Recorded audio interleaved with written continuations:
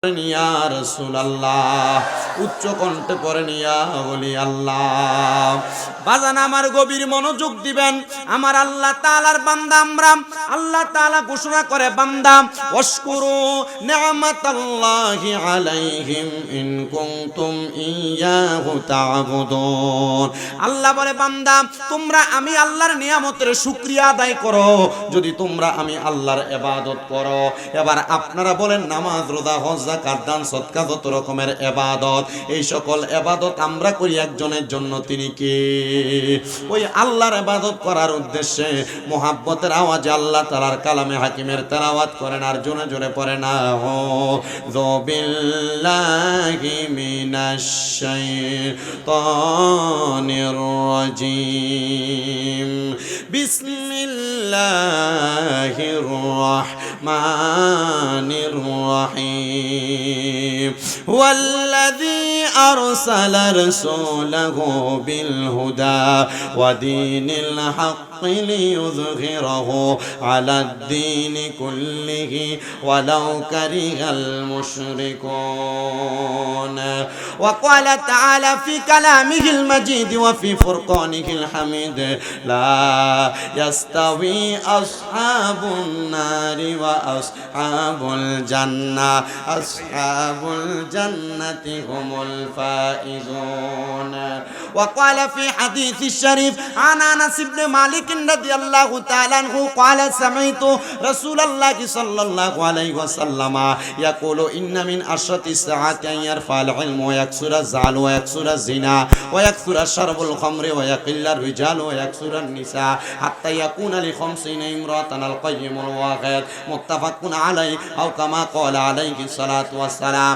وقال في حديث الشريف عن أنس بن مالك رضي الله تعالى عنه قال سمعت رسول الله صلى الله عليه وسلم ألا أنبئكم بخياركم قالوا بلى يا رسول الله قال خياركم الذين إذا رؤوا ذكر الله عز وجل رواه ابن ماجه أو كما قال عليه الصلاة والسلام. وقال في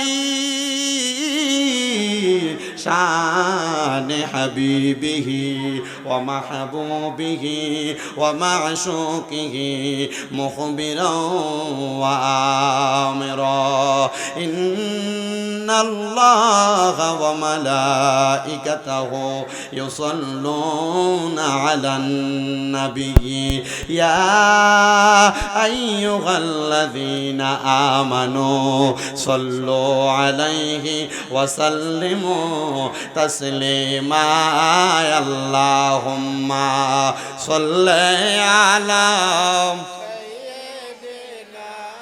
مولانا محمد وعلى آل سيدنا. আমি আমার এই উত্তর গুরামি এলাকার ভাই বাবা এবং আশেপাশে এলাকার বাবাদের কাছে জানতে চাই, আপনারা বলেন আমার নবীর উপর দুরূদ আদায় করলে লাভ আছে না নাই? আমার নবী বলেন উম্মত দুনিয়ার জমিনের মধ্যে আমার যে উম্মত আমি নবীর প্রতি একবার দুরূদ আদায় করবে আমার আল্লাহ পাক রব্বুল আলামিন ওই উম্মতের নামের উপরে জান্নাতের মধ্যে একটা বৃক্ষ রোপণ কইরা দিবে।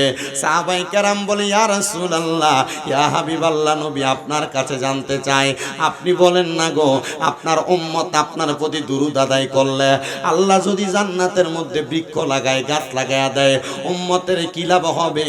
আমার নবী বলে উম্মত ওই বৃক্ষের মধ্যে যতগুলা পাতা থাকবে ওই পাতার পরিমাণ সওয়াব দিয়া আমার আল্লাহ তোমাদের আমলনামাগুলা ভরপুর করে দিবে। জোরে জোরে বলেন সুবহানাল্লাহ। এই জন্য আপনি যতবার দুরূদ আদায় করবেন জান্নাতে আপনার নামের উপরে ততটা বৃক্ষ রোপণ করা হবে। এই সব কথার মধ্যে আমার নবী শুধু ক্ষান্ত হন নাই, নবী বলেন উম্মত দুনিয়ার জমিনের মধ্যে আমি নবীর যেই উম্মত আমি নবীর উপরে যত বেশি দুরূদ আদায় করবে জান্নাতের মধ্যে ওই উম্মত আমি নবীর তত কাছাকাছি থাকবে। এবার আপনারা বলেন আমাদের মরার পরে আমরা জান্নাতে নবীর কাছাকাছি থাকতে চাই কি চাই না? যারা যারা নবীর কাছাকাছি থাকতে চাই জবান খুলে দরুদ পড়েন আল্লাহুম্মা সাল্লি আলা মুহাম্মাদ ওয়া আলা আলি মুহাম্মদ ওয়া আলা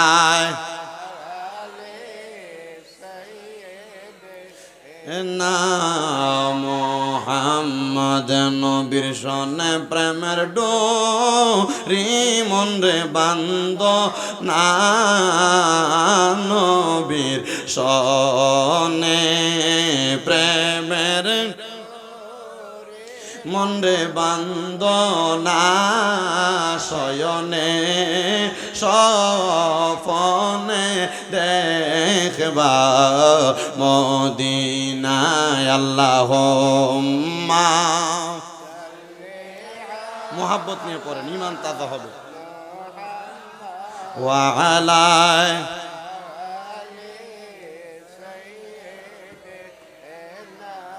নবী আমার নূরের নবী নবী জানের জান নবী আমার নূরের নবী নবী জানের জান নবী রে না দেখলে বাসে না পরান আল্লাহুম্মা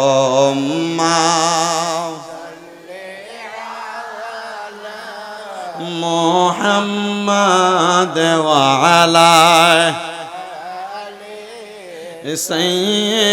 সাইয়্যিদিনা মুহাম্মাদ লা ইলাহা লা জুরসে লা ইলাহা ও লা ইলাহা ইল্লাল্লাহ লা ইল্লাল্লাহ ও লা ইলাহা ইল্লাল্লাহ লা ইলাহা লাল্লাহ কালমা লা ইলাহা পরে নামরা বড় ভাগ্যবান আমরার নবী আল্লাহর মেহমান পড়ে নামরা বড় ভাগ্যবান আমরার নবী আল্লাহর মেহমান আল্লাহ দয়া করে করলেন দান আল্লাহ দয়া করে আমরার নবীজি ইমানের ইমান লা ইলাহা ইল্লাল্লাহ লা ইলাহা হায়রে নামাজ রোজা চাই রহনা কেহ মা বাবার খেদমতে চাই রহনা আমার নবীর দরুদ হইল না বলেন নবীর আমার নবীও তোমায় ভুলবে না লা ইলাহা ইল্লাল্লাহ লা ইলাহা লা ইলাহা ইল্লাল্লাহ মুহাম্মাদুর রাসূলুল্লাহ সাল্লাল্লাহু আলাইহি ওয়াসাল্লাম আসেন আমার ভাইরা বাবারা বন্ধুরা আলোচনা শুরু করার প্রারম্ভে আমরা নিজেদের কলবটাকে পরিষ্কার করার জন্য মুহাব্বতের আওয়াজে ইসমে জাতের জিকিরে মশগুল হয়ে যান এমন ভাবে জিকির করে কলবে ধাক্কা দিবেন যেন আল্লাহ তাআলা আপনার আমার জীবনের গুনাহগুলো মাফ করে দেয় মুহাব্বতের আওয়াজে আল্লাহরে ডাক দেন আল্লাহ আল্লাহ আল্লাহ আল্লাহ আল্লাহ আল্লাহ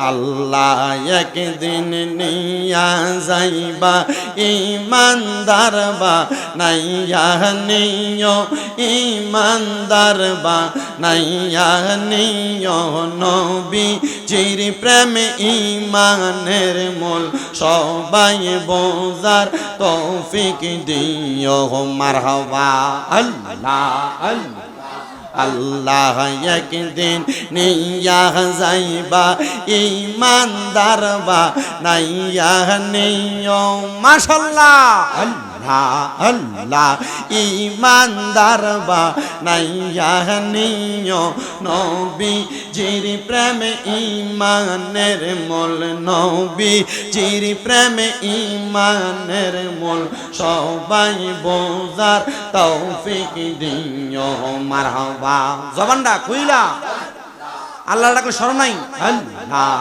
আল্লাহ যাদের নামে মসজিদ বানাই যাদের নাম লেখে মাদ্রাসায় যাদের নামে মসজিদ বানাই যাদের নাম লেখে মাদ্রাসায় ইমাম পড়ে জুম্মার খুতবাই ইমাম পড়ে জুম্মার খুতবাই মুনাফিকরা দেখে না আল্লাহ একদিন নিয়া যাইবা ইমানদার বানাইয়া নিও ইমানদার বানাইয়া নিও নবীজির প্রেম ইমানের মূল সবাই বোঝার তৌফিক দিও মারহাবা আল্লাহ আল্লাহ মা খাদিজা যাদের নানি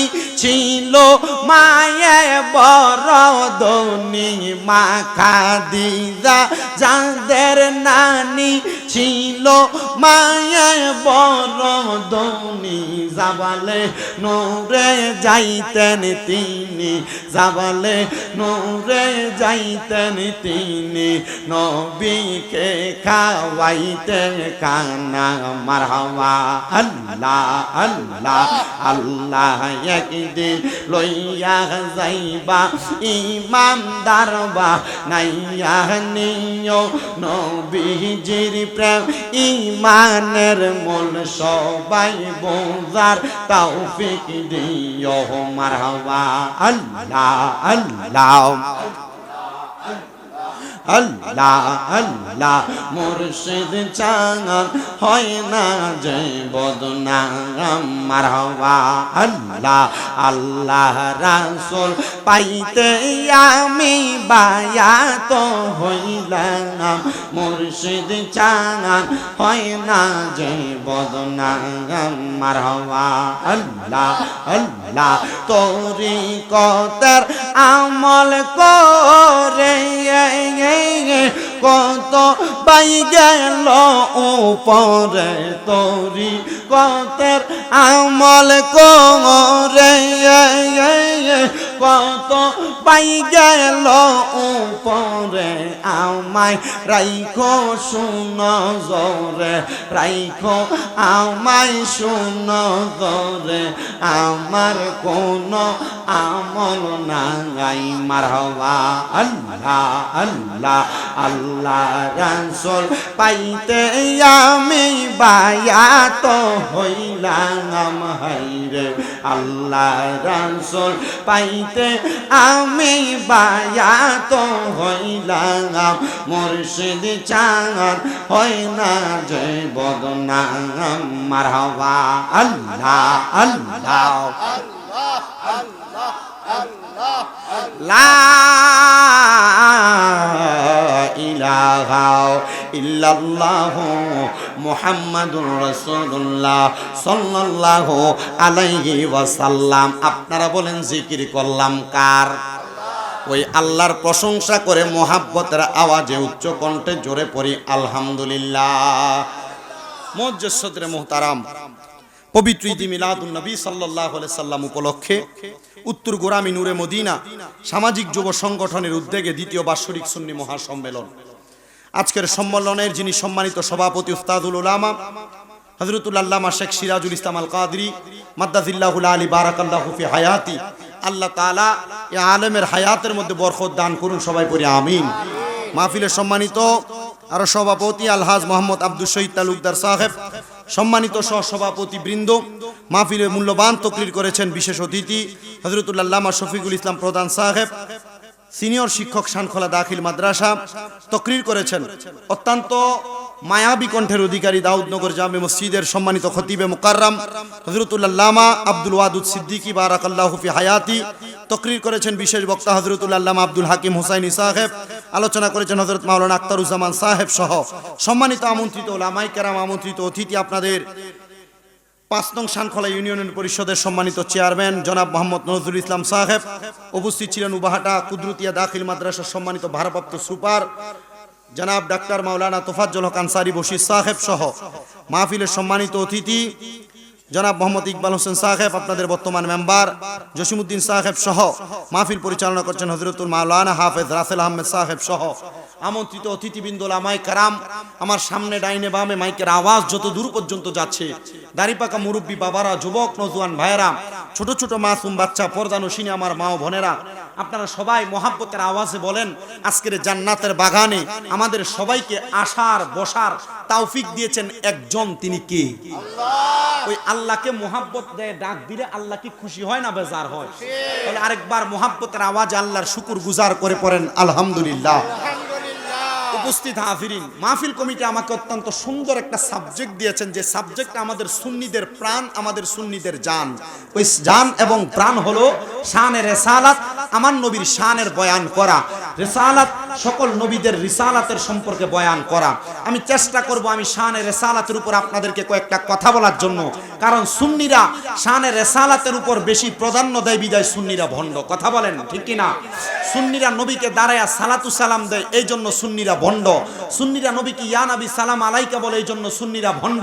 সুন্নিরা নবীকে নূর বলে, এই জন্য সুন্নিরা ভণ্ড। সুন্নিরা নবীর উপর হাজির ও নাজিরের আকীদা রাখে, এই জন্য সুন্নিরা ভণ্ড। সুন্নিরা নবীকে গায়েবের খবর দেনেওয়ালা বলে, এই জন্য সুন্নিরা ভণ্ড।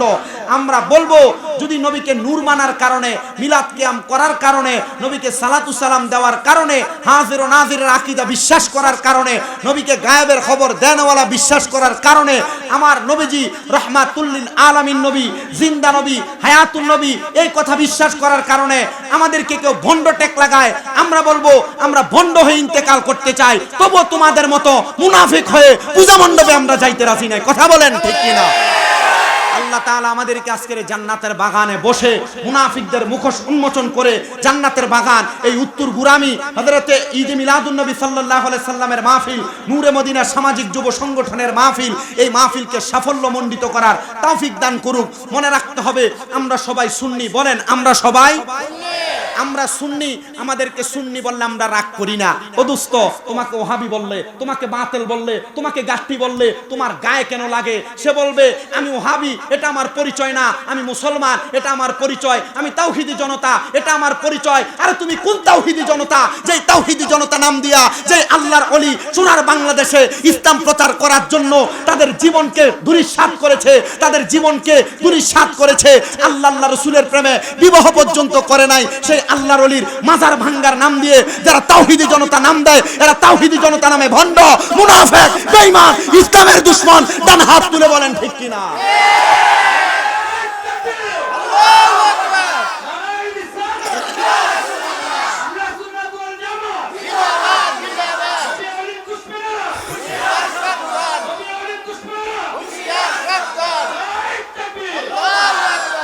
তারা নাম দিয়েছে তাওহীদি জনতা, কিন্তু তাদের শরীরে পাঞ্জাবি ঠিক, তাদের মাথায় পাগড়ি ঠিক, তাদের শরীরের ভিতরে সুন্দর মুখে দাড়ি ঠিক, কিন্তু তাওহীদি জনতা নাম দেওয়ার পরে মুখে দাড়ি আর পাঞ্জাবি পাগড়ি লাগায়া তোমরা যে মাজার ভাঙতেছো, কিন্তু তোমাদের দলেরই এক গ্রুপ দুর্গা পূজা মণ্ডপে যায় কত সুন্দর করে উৎসব পালন করে, পূজার কীর্তন গায়, তোমরা তার বিরুদ্ধে বলো না। আবার তার বিরুদ্ধে যদি কোনো সুন্নি আলেম কথা বলে তোমরা তাকে ভণ্ড বলে উপাধি দাও। তার মানে বোঝা যায় ভণ্ড সুন্নিরা না, ভণ্ড তোমরা, যারা তোমাদের গায়ের উপরে দুধের লেবেল লাগায়া মদ বিক্রি করে তোমাদেরকে বাতিল ফেরকা হিসেবে প্রমাণ করো। ডান হাত তুলে বলেন ঠিক না বেঠে? আমরা যারা সুন্নি জনতা দাবি করি আমাদেরকে এক বিষয় সতর্ক থাকতে হবে। আমরা জানি সুন্নিদের ইবাদত কম, সুন্নিদের আমল কম, তবে সুন্নিদের ঈমানের পাওয়ার বড় শক্ত। আমরা বিশ্বাস করি এই দুনিয়ার জমিনের মধ্যে আমল, আখলাক, নামাজ, রোজা, হজ, যাকাত, দান সৎকার মাধ্যমে আমলের পাল্লা ভারী করা যায়, কিন্তু ঈমানের মধ্যে বিন্দু পরিমাণ দুর্বলতা থাকলে সেই ঈমান নিয়ে কবরে গেলে রহমতের নবী এই চেহারার দিকে তাকাবে না। আমরা বিশ্বাস করি আমাদের অল্প আমল আমাদের নাজাতের জন্য যথেষ্ট হবে, কারণ আমরা সুন্নি, নবী প্রেমিক। কথা বলেন ঠিক কিনা? এই জন্য সুন্নি বললে রাগ করা যাবে না, সুন্নি বললে মনে বেজার হওয়া যাবে না, সুন্নি বললে অন্তরে কষ্ট নেওয়া যাবে না, কারণ সুন্নি এই কারণে নবীকে ভালোবাসে। সুন্নি এই কারণে নবীর শান এবং আজমতের কথা বলি, কথা বলেন না ঠিক কিনা? আমি আপনাদেরকে সুন্নি যারা সুন্নিদের নবীর প্রেমের অল্প একটু কথা বলে আমি বিদায় নিব। অল্প কথায় আমি অধিক পরিমাণ বোঝানোর চেষ্টা করব। আপনারা যদি বুঝেন এবং বসেন তাহলে আমি আমার বয়ান করতে পারবো। আয়াতে কারিমা তেলাওয়াত করেছি দুইটা, এই দুই আয়াতে কারিমার মাধ্যমে আমার ওয়াজ সম্পূর্ণ হবে। আমার আলোচনা শুরু করার আগে আরেকবার মুহাব্বতে ওই নবীর উপর দুরূদ শরীফ পড়েন। সালাতুনিয়া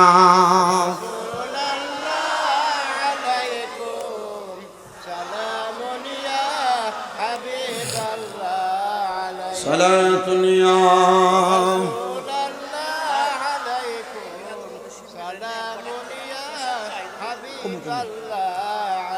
আমার মুসলমান ইমানদারেরা, আল্লাহ তাআলার কালাম হাকিমের সূরা সফের আমি একটা আয়াতে কারিমা তেলাওয়াত করেছি।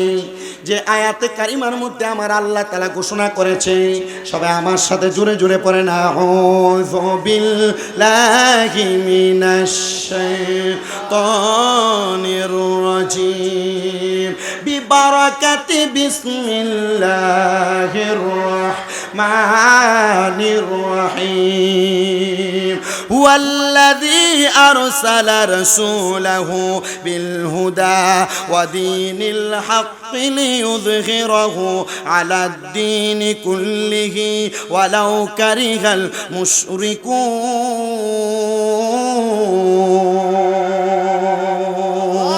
জবান খুলে উচ্চ কণ্ঠে জোরে জোরে পড়েন আল্লাহু আকবার। এই আয়াতে কারিমার তাফসীর বড় সুন্দর। আমার আলা হযরত ইমামে ইশকে মুহাব্বত ইমাম আহমদ রেজা খান ফাজিল বেরলভী ওনার তাফসীরে কানজুল ঈমান নূরুল ইরফানের মধ্যে আল্লামা আহমদ ইয়ার খান নঈমি রাহমাতুল্লাহ আলাইহি তাফসীর করতেছেন। তিনি বলেন তিনি হন রাসূল যিনাকে আল্লাহ তাআলা সত্য ধর্ম এবং হেদায়েতের নূর দ্বারা প্রেরণ করেছে। কিন্তু যারা মুনাফিক, যারা বেঈমান, ওই রাসূলকে তারা বরদাস্ত করেন না। বিল হুদা ওয়া দীনিল হাক্কি লিইয়ুযহিরাহু আলাদ-দীনি কুল্লিহি ওয়ালাউ কারিহাল মুশরিকুন। মুশরিকরা ওই রাসূলের পাকের সত্য ধর্ম এবং হেদায়েতের নূরকে তাদের ফুৎকার দ্বারা বিআফওয়াহিহিম, এদের ফুৎকার দ্বারা রাসূলের নূরের আলোকে বন্ধ করে দিতে চায়। ইয়া রাসূলুল্লাহ, আপনার হেদায়েতের নূর, আপনার হেদায়েতের আলো কোনটা? আমার রাসূল সাল্লাল্লাহু আলাইহি ওয়াসাল্লামের একটা হাদিসে মুবারাকা তিরমিজি শরীফের মধ্যে হযরতে আনাস ইবনে মালিক রাদিয়াল্লাহু তাআলা আনহু থেকে বর্ণিত। তিনি বলতেছেন আমার রাসূল বলেছেন দুইটা জিনিস হলো মুসলমানের জন্য হেদায়েতের নূর। ইয়া রাসূলুল্লাহ, ইয়া হাবিবাল্লাহ, নবী গো, আপনার কাছে জানতে চাই আপনি বলেন কোন দুইটা জিনিস মানুষের জন্য হেদায়েতের নূর? আমার নবী বলেন এক নাম্বার হলো মাল ঈমান, মানুষের ঈমান হলো হেদায়েতের জন্য নূর। দুই নাম্বার হলো কোরআন, দুই নাম্বার হলো ইতরাত। এই দুইটা কথা হাদিসের দুইটা অংশের মধ্যে বলা। ঈমান সর্বপ্রথম বাক্য, কোরআন দ্বিতীয়ত বাক্য। আর একটা হাদিসে ইতরাতের কথা। ইতরাত মানে হলো আমার নবীজির বংশধরের কথা। ইয়া রাসূলুল্লাহ, ইয়া হাবিবাল্লাহ, নবী, তাহলে আপনি আমাদেরকে হেদায়েতের নূরের এই তিনটা বিষয়ে অবগত করেন। আল্লাহর হাবিব বলেন অবগত আমি করব না, স্বয়ং আমার আল্লাহ তাআলা জিবরাইলকে পাঠিয়ে দিয়েছেন ঈমান এবং কোরআন আর আমি রাসূলের ইতরাত সম্পর্কে, আমি রাসূলের বংশধর সম্পর্কে বলার জন্য। জোরে জোরে বলেন সুবহানাল্লাহ। এবার আসেন ঈমানের এক নাম্বার ধারাবাহিকতা। আল্লাহ তাআলার প্যারা হাবিব বলেন আমানতু বিল্লাহি, আল্লাহর প্রতি ঈমান আনা। এ সুন্নি মুসলমান, উত্তর গুরামিতে যে 2 বছর সুন্নি সম্মেলন হয় আল্লাহর প্রতি ঈমানের বিষয়ে আপনারা কতটুক অবগত আমি জানি না। একবার সাক্ষী দেন আল্লাহ কয়জন? একজন। আস্তে বলতেছেন, কষ্ট হচ্ছে আপনাদের? অসুবিধা হচ্ছে আপনাদের? ওয়াজ বুঝতেছেন আপনারা? আমি জানি আপনাদের এই এলাকাটা, যেহেতু আল্লামা শেখ সিরাজুল ইসলাম সাহেব হুজুর কেবলার এলাকা, বিশেষ করে আপনারা মাহফিলে 2-3 জন ওলামায়ে কেরাম রেখেছেন যিনারা মাদ্রাসার শিক্ষক। এখনের মাহফিলের ওয়াজের মঞ্চগুলা কিন্তু একবারে নাট্য মঞ্চের মতো, ঠিক না? বহুত বক্তারা স্টেজে বসে বসে মা খাদিজা নামাজ পড়ছে না, রোজা রাখছে না, মা খাদিজা পর্দা করছে না, এমন বাজে কথা বলে। বহুত বক্তারা স্টেজের ভিতরে বসে বসে কত সুন্দর বলতেছে যে আমার রসুল সাল্লাল্লাহু আলাইহি সাল্লাম দুনিয়ার জমিনের ভিতরে সত্য ধর্ম যে প্রচার করছেন, আল্লাহ তাআলা সর্বশক্তিমান, এই কথা বিশ্বাস করা যাবে না। এটা কুফরি আকীদা না? এমন কুফরি মন্তব্যগুলা করে করে ইসলামটার একবারে ধূলিসাৎ করার চেষ্টা করতেছে। কিন্তু মৌলবী বুঝতেছে না, ইসলামকে সে যত ধূলিসাৎ করার চেষ্টা করবে, কাফের মুশরিকরা এর চাইতে বেশি চেষ্টা করছে, পারে নাই। কথা বলেন না ঠিক কি না? যেহেতু আপনারা ওলামায়ে কেরামকে প্রাধান্য দিয়ে জান্নাতের বাগান সাজিয়েছেন, আমি চেষ্টা করব আপনাদের কাছে ওলামায়ে কেরামের পক্ষ থেকে যে বাণী আল্লাহর কোরআন রসুল পাকের হাদিস থেকে আমাদের কাছে এসেছে, আমরা সেগুলো প্রচার করার জন্য। আর আমি এত দেরি করব না, যেই দেরি করার কারণে তাবারুকা সিন্নি ঠান্ডা হয়ে যাবে।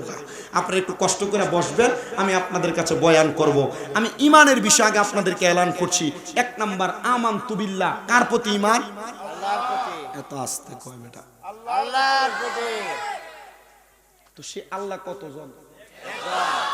1 নাম্বার ঈমান, সে আল্লাহ ছাড়া কাউকে সেজদা করা যাবে না। 2 নাম্বার ঈমান, সে আল্লাহ ছাড়া কারোর কাছে চাওয়া যাবে না। 3 নাম্বার ঈমান, ওই আল্লাহ ছাড়া অন্য কারোর ইবাদত করা যাবে না। আল্লাহ ছাড়া কাউকে সেজদা করা যাবে না। আল্লাহ ছাড়া কাউকে সেজদা করলে, কারোর ইবাদত করলে শিরিক হবে, মুশরিক হয়ে যাবেন আপনি। 1 নাম্বার ঈমানের বিষয়। 2 নাম্বার, আল্লাহ তাআলার প্যারা হাবিব বলেন ওয়া মালাইকাতিহি, ফেরেশতাদের প্রতি ঈমান। হে আমার উত্তর গোরামির বাবারা, আমি আপনি সবাই জানি আমাদের 2 কাঁধের মধ্যে 2 জন সম্মানিত ফেরেশতা আছেন। ঠিক কি আছেন? আছেন। কিন্তু আপনি কি জানেন, আপনার যে হাতের 10টা আঙ্গুলি, 10টা আঙ্গুলির মাথার মধ্যে আল্লাহ তাআলা একজন একজন করে ফেরেশতা রেখে দিয়েছেন। আপনার আমার 2 চোখের পাতালির মধ্যে আল্লাহ তাআলা একটা একটা করে ফেরেশতা রেখে দিয়েছেন। আপনার আমার কদমে কদমে কদমে একটা একটা করে ফেরেশতা রেখে দিয়েছেন। আপনার আমার জিহ্বার আগার মধ্যে একটা একটা করে ফেরেশতা রেখে দিয়েছেন। আল্লাহ কেন রেখেছেন? বলে ফেরেশতারা তোমাদের সকল বিষয় সম্পর্কে অবগত এবং সকল বিষয়গুলো লিপিবদ্ধ করেন। এই বিষয় তোমাদেরকে ঈমান রাখতে হবে। আপনি লুকিয়ে লুকিয়ে গুনাহ করবেন, গোপনে গোপনে গুনাহ করবেন। আপনি লুকিয়ে লুকিয়ে দান করবেন, গোপনে গোপনে দান করবেন। আপনি যদি ভালো করেন, ফেরেশতারা আপনার ব্যাপারে ভালো লিখবে। যদি খারাপ করেন, ফেরেশতারা আপনার ব্যাপারে খারাপ লিপিবদ্ধ করবে। কাল ময়দানে মাশরে আপনার শাহাদাত আঙ্গুলির আগার ফেরেশতা দাঁড়ায়া আপনার ব্যাপারে সাক্ষী দিবে গো মনিব, এই বান্দার ডান হাতের শাহাদাত আঙ্গুলি দিয়া বান্দা অধিক পরিমাণ গুনাহ করেছে, বান্দার আঙ্গুলির ইশারা দিয়ে বান্দা গুনাহ করেছে। এই জন্য এই বান্দাটার ব্যাপারে আমি সাক্ষী দেই। ওয়া মালাইকাতিহি 3 নাম্বার, ওয়া কুতুবিহি, কিতাবের প্রতি ঈমান। 4 নাম্বার, ওয়া রাসূলিহি, রাসূলের প্রতি ঈমান। কিতাব বলতে কোনটা বোঝেন? আল্লাহ তাআলার পক্ষ থেকে 104 খানা কিতাব, কিন্তু 104 খানার মধ্যে সর্বশ্রেষ্ঠ কিতাব হলো জালিকাল কিতাব, ওই কিতাব লা রাইবা ফি, যার মধ্যে কোনো সন্দেহ নাই, সেটার অন্য কোনো কিছু না, সেটার নাম হলো কোরআনুল কারীম। তবে তার আগে আরো 103 খানা কিতাবের 100টা সহিফা আর 3টা হলো সর্বশ্রেষ্ঠ কিতাবের অন্তর্ভুক্ত। আল্লাহর হাবিব বলে ওই সব কিতাবের পারদর্শিতা এবং সারমর্ম আমার আল্লাহ তাআলা কোরআনুল কারীমের মাধ্যমে প্রচার এবং প্রসার করেছেন। ওই কিতাবের প্রতি ঈমান আনবা।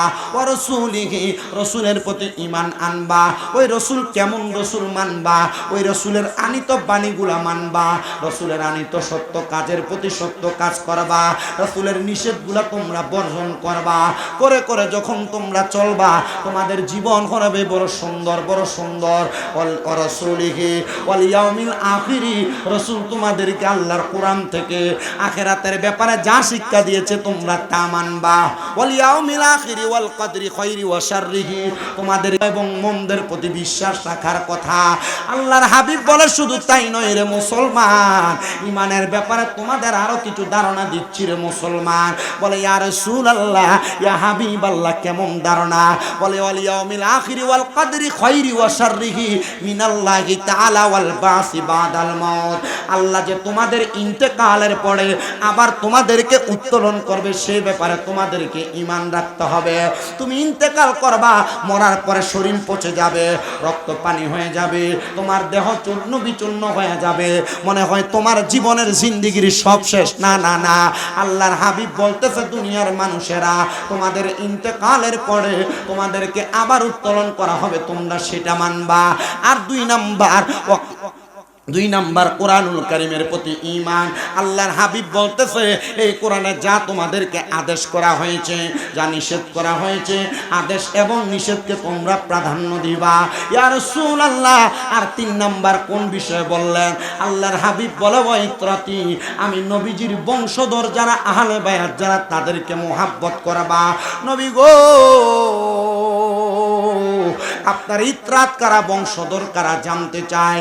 আমার নবী বলেন আমার ইত্রাত হলো হযরতে খাতুনে জান্নাত ফাতেমাতুজ জাহরা, আমার ইত্রাত হলো হযরতে আলী কাররামাল্লাহু ওয়াজহু, আমার ইত্রাত হলো হযরতে ইমাম হাসান ইবনে আলী রাদিয়াল্লাহু তাআলা আনহু, আমার ইত্রাত হলো হযরতে ইমাম হুসাইন ইবনে আলী রাদিয়াল্লাহু তাআলা আনহু।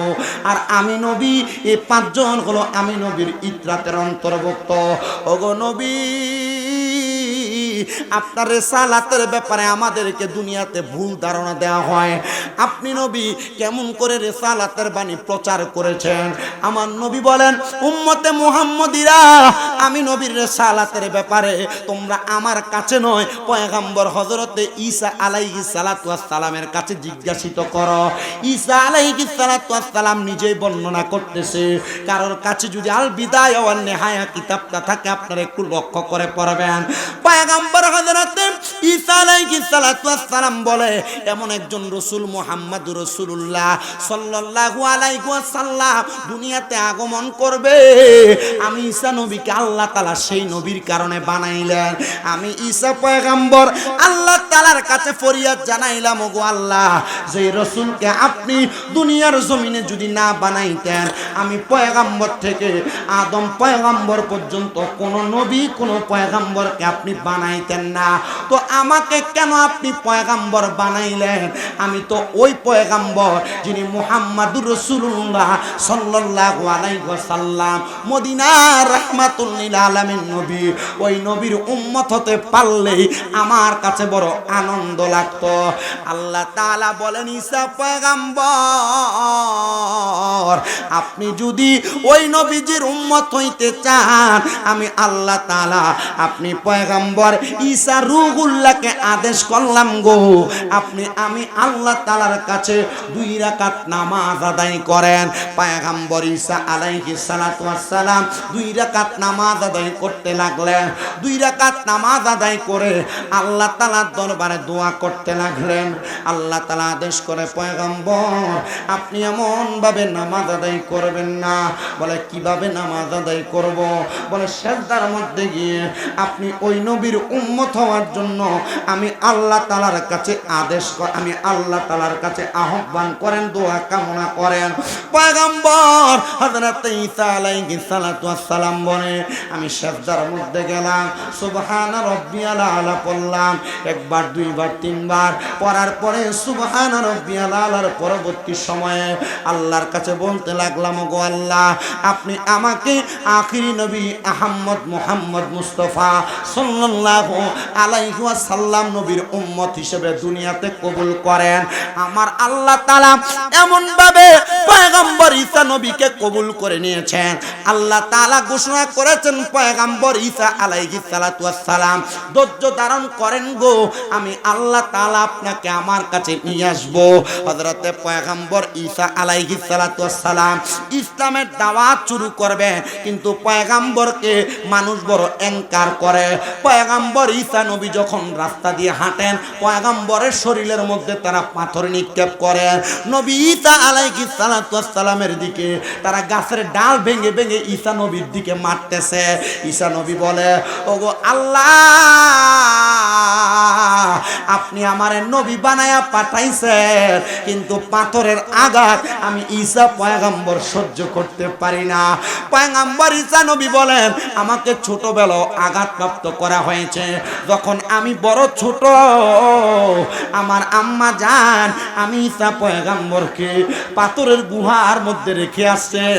আমি ঈসা পয়গম্বরকে আমার মায়ের দুগ্ধ পর্যন্ত তারা পান করতে দেয় নাই। এ পয়গম্বর ঈসা নবী গো, আপনারা কেন তারা পানি পান করতে, দুধ পান করতে দেন নাই? ঈসা পয়গম্বর বলে, আমার আল্লাহ তাআলা আমি ঈসা নবীকে দুনিয়াতে পাঠাইছেন, আমার মায়ের গর্ভ থেকে কথা সত্য, কিন্তু আমি পয়গম্বরের কোনো বাবা ছিল না। মানুষ বলেছে বাবা ছাড়া কোনো মহিলার সন্তান জন্ম দিলে এটা জারজ হয়ে যায়, বাবা ছাড়া কোনো সন্তান জন্ম হতেই পারে না।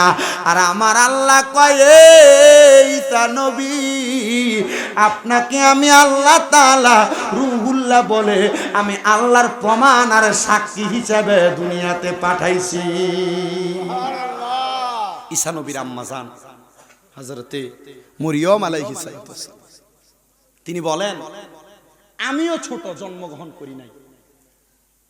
আমার জন্মের পূর্ববর্তী সময় আমার আব্বা জান আল্লাহর কাছে অনেক কান্না করছেন, আল্লাহ আমার একটা সন্তান দেন, যে সন্তান আমাকে ধন্য করবে, আমার ওয়ারিসদার হিসেবে থাকবে। আপনারা যারা এখানে বসছেন, এখানে বসে আল্লাহ তাআলার কাছে যখন দোয়া করবেন, আপনারা বলেন তো এই জান্নাতের বাগান হওয়ার কারণে শুধু কি আপনারা খুশি না কবরবাসীও খুশি? আপনারা কি জানেন আপনাদের চাইতে কবরবাসীর কাছে আজকে ঈদের দিনের চাইতে খুশি? ঠিক। হযরত ঈসা আলাইহিস সালাতু ওয়াস সালামের নানী, যিনার নাম হযরত হান্না, তিনি বলেন, আমি আল্লাহর কাছে দোয়া করতে লাগলাম, আল্লাহ একটা সন্তান দেন না যে আমাদের ইন্তেকালের পরে আমাদের জন্য দোয়া করবে। আল্লাহ তাআলা দোয়া কবুল করছেন।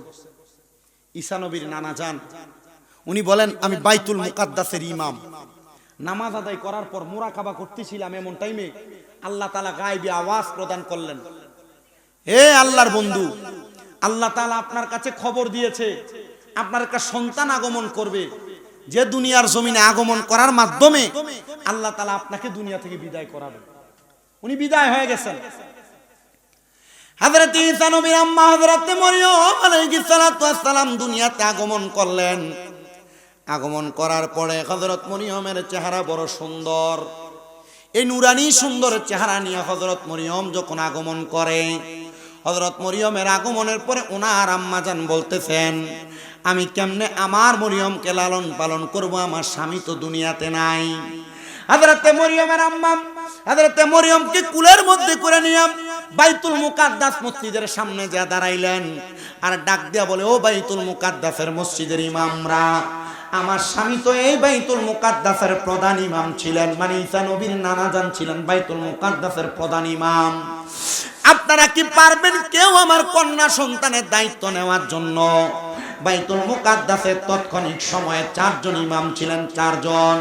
ওই 4 জন ইমাম দৌড়াইসা বলেন, বাইতুল মুকাদ্দাসের বড় ইমামের কন্যা আর আমরা দায়িত্ব নিব না, এটা তো হতে পারে না।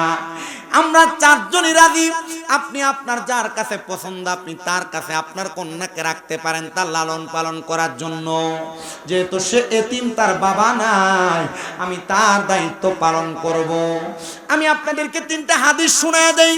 আল্লাহর নবী বলেন, দুনিয়াতে কোনো মানুষ যদি কোনো এতিমের মাথার মধ্যে হাত বুলিয়ে দেয়, ওই এতিমের মাথার মধ্যে যতগুলা চুল থাকবে আল্লাহ তাআলা ওই ব্যক্তির আমলনামায় ততগুলা নেক সওয়াব দান করবে। 2 নাম্বার, কোন মানুষ যদি কোনো এতিমের খাবারের ব্যবস্থা করে দেয়, আল্লাহ তাআলা কোনোদিন ওই ব্যক্তিকে অভাব অনটন দিবেন না।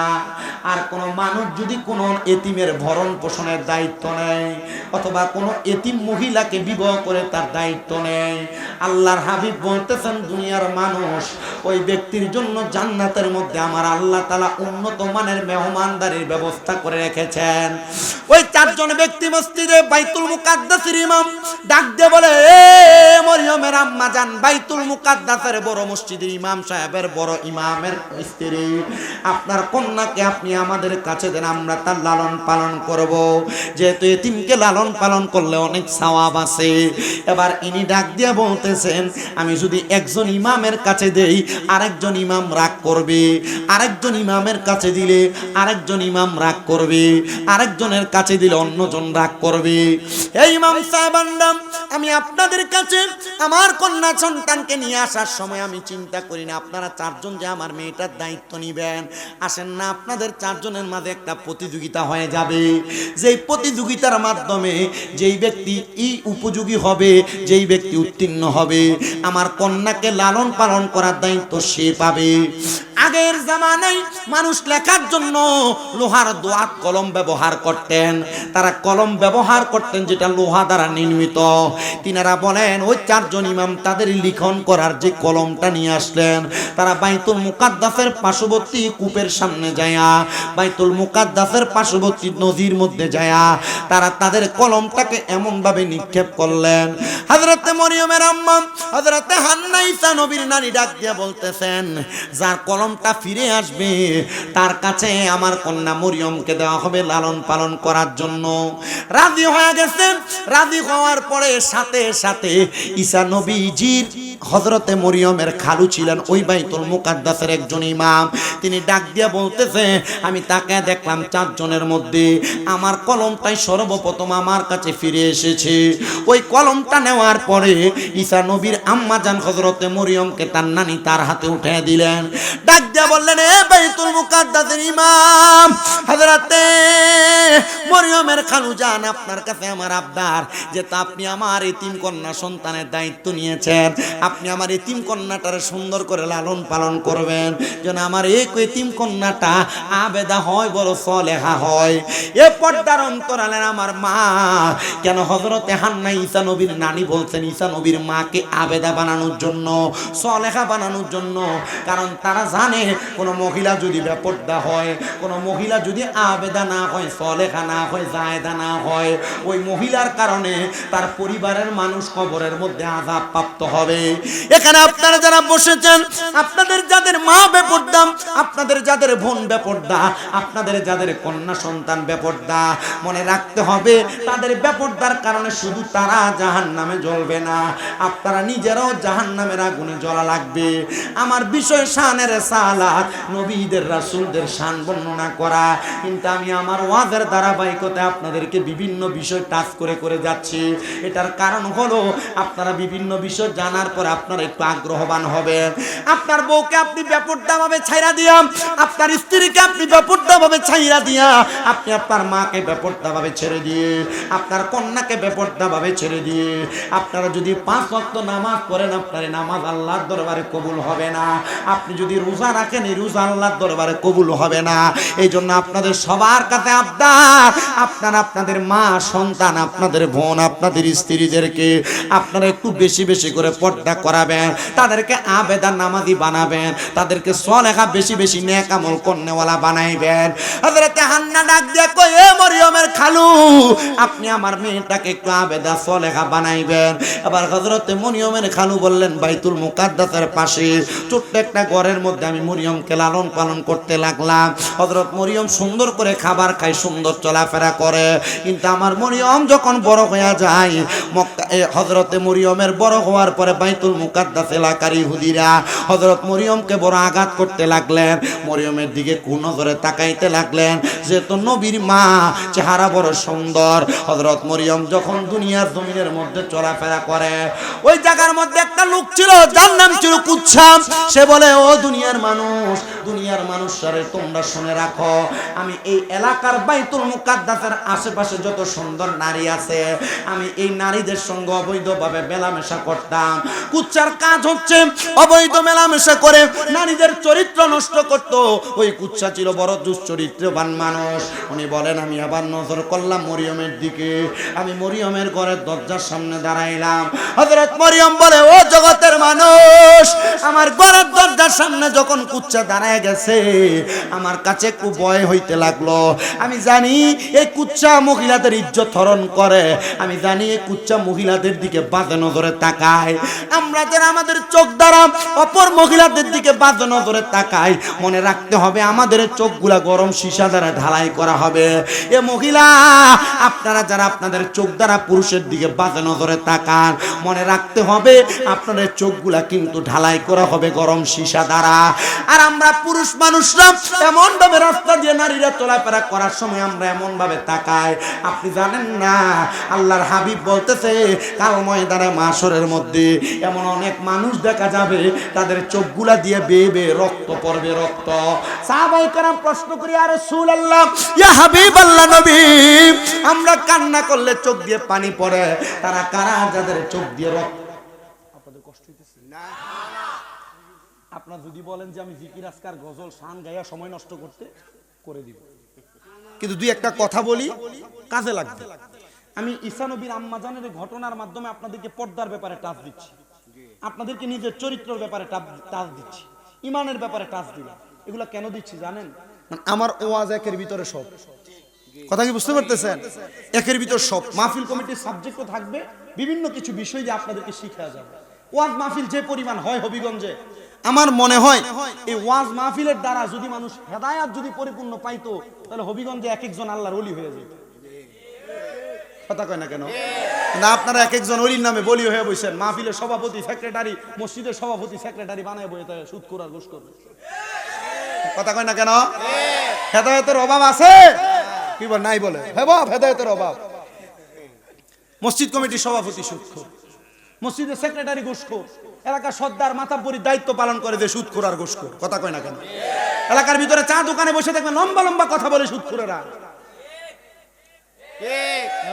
এখন ঠিক না, কারণ চিন্তা করে হুজুর এখন যদি আমি ঠিক কই, কালকে যদি আমি আমার টাহার লেগে হাওলাতে লেগে দেয়, আমার দিত না।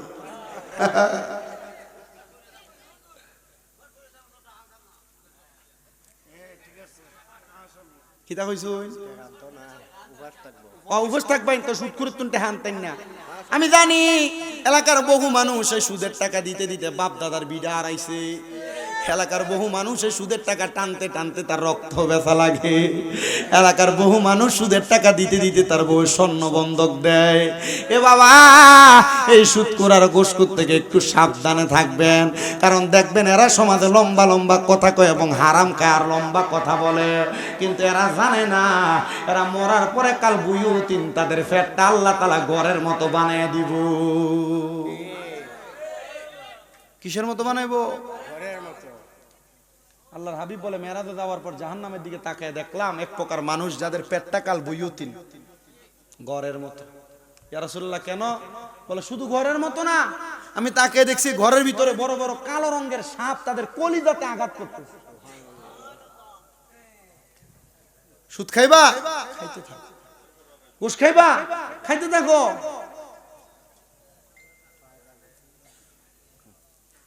যদি মরার পরে যদি কবরে বাটাম বেশি করে লইতে আরো বেশি করে খাও। সুদখোর নাই গোরামিতে। চিন্তা করে কালকে দেখবেন শামীম রাজার ওয়াজ সবাই যদি ভালোই কয়, এই একজনে চা খাইবার ইয়া ওয়াজ ভালোই আসছিল, ইয়া ওই একটু ব্যামুসরা মারছে বেটা, কোন দিক দা মারছে এটা কইতো না। আল্লাহ আমরা কবুল করুক, আমিন বলেন।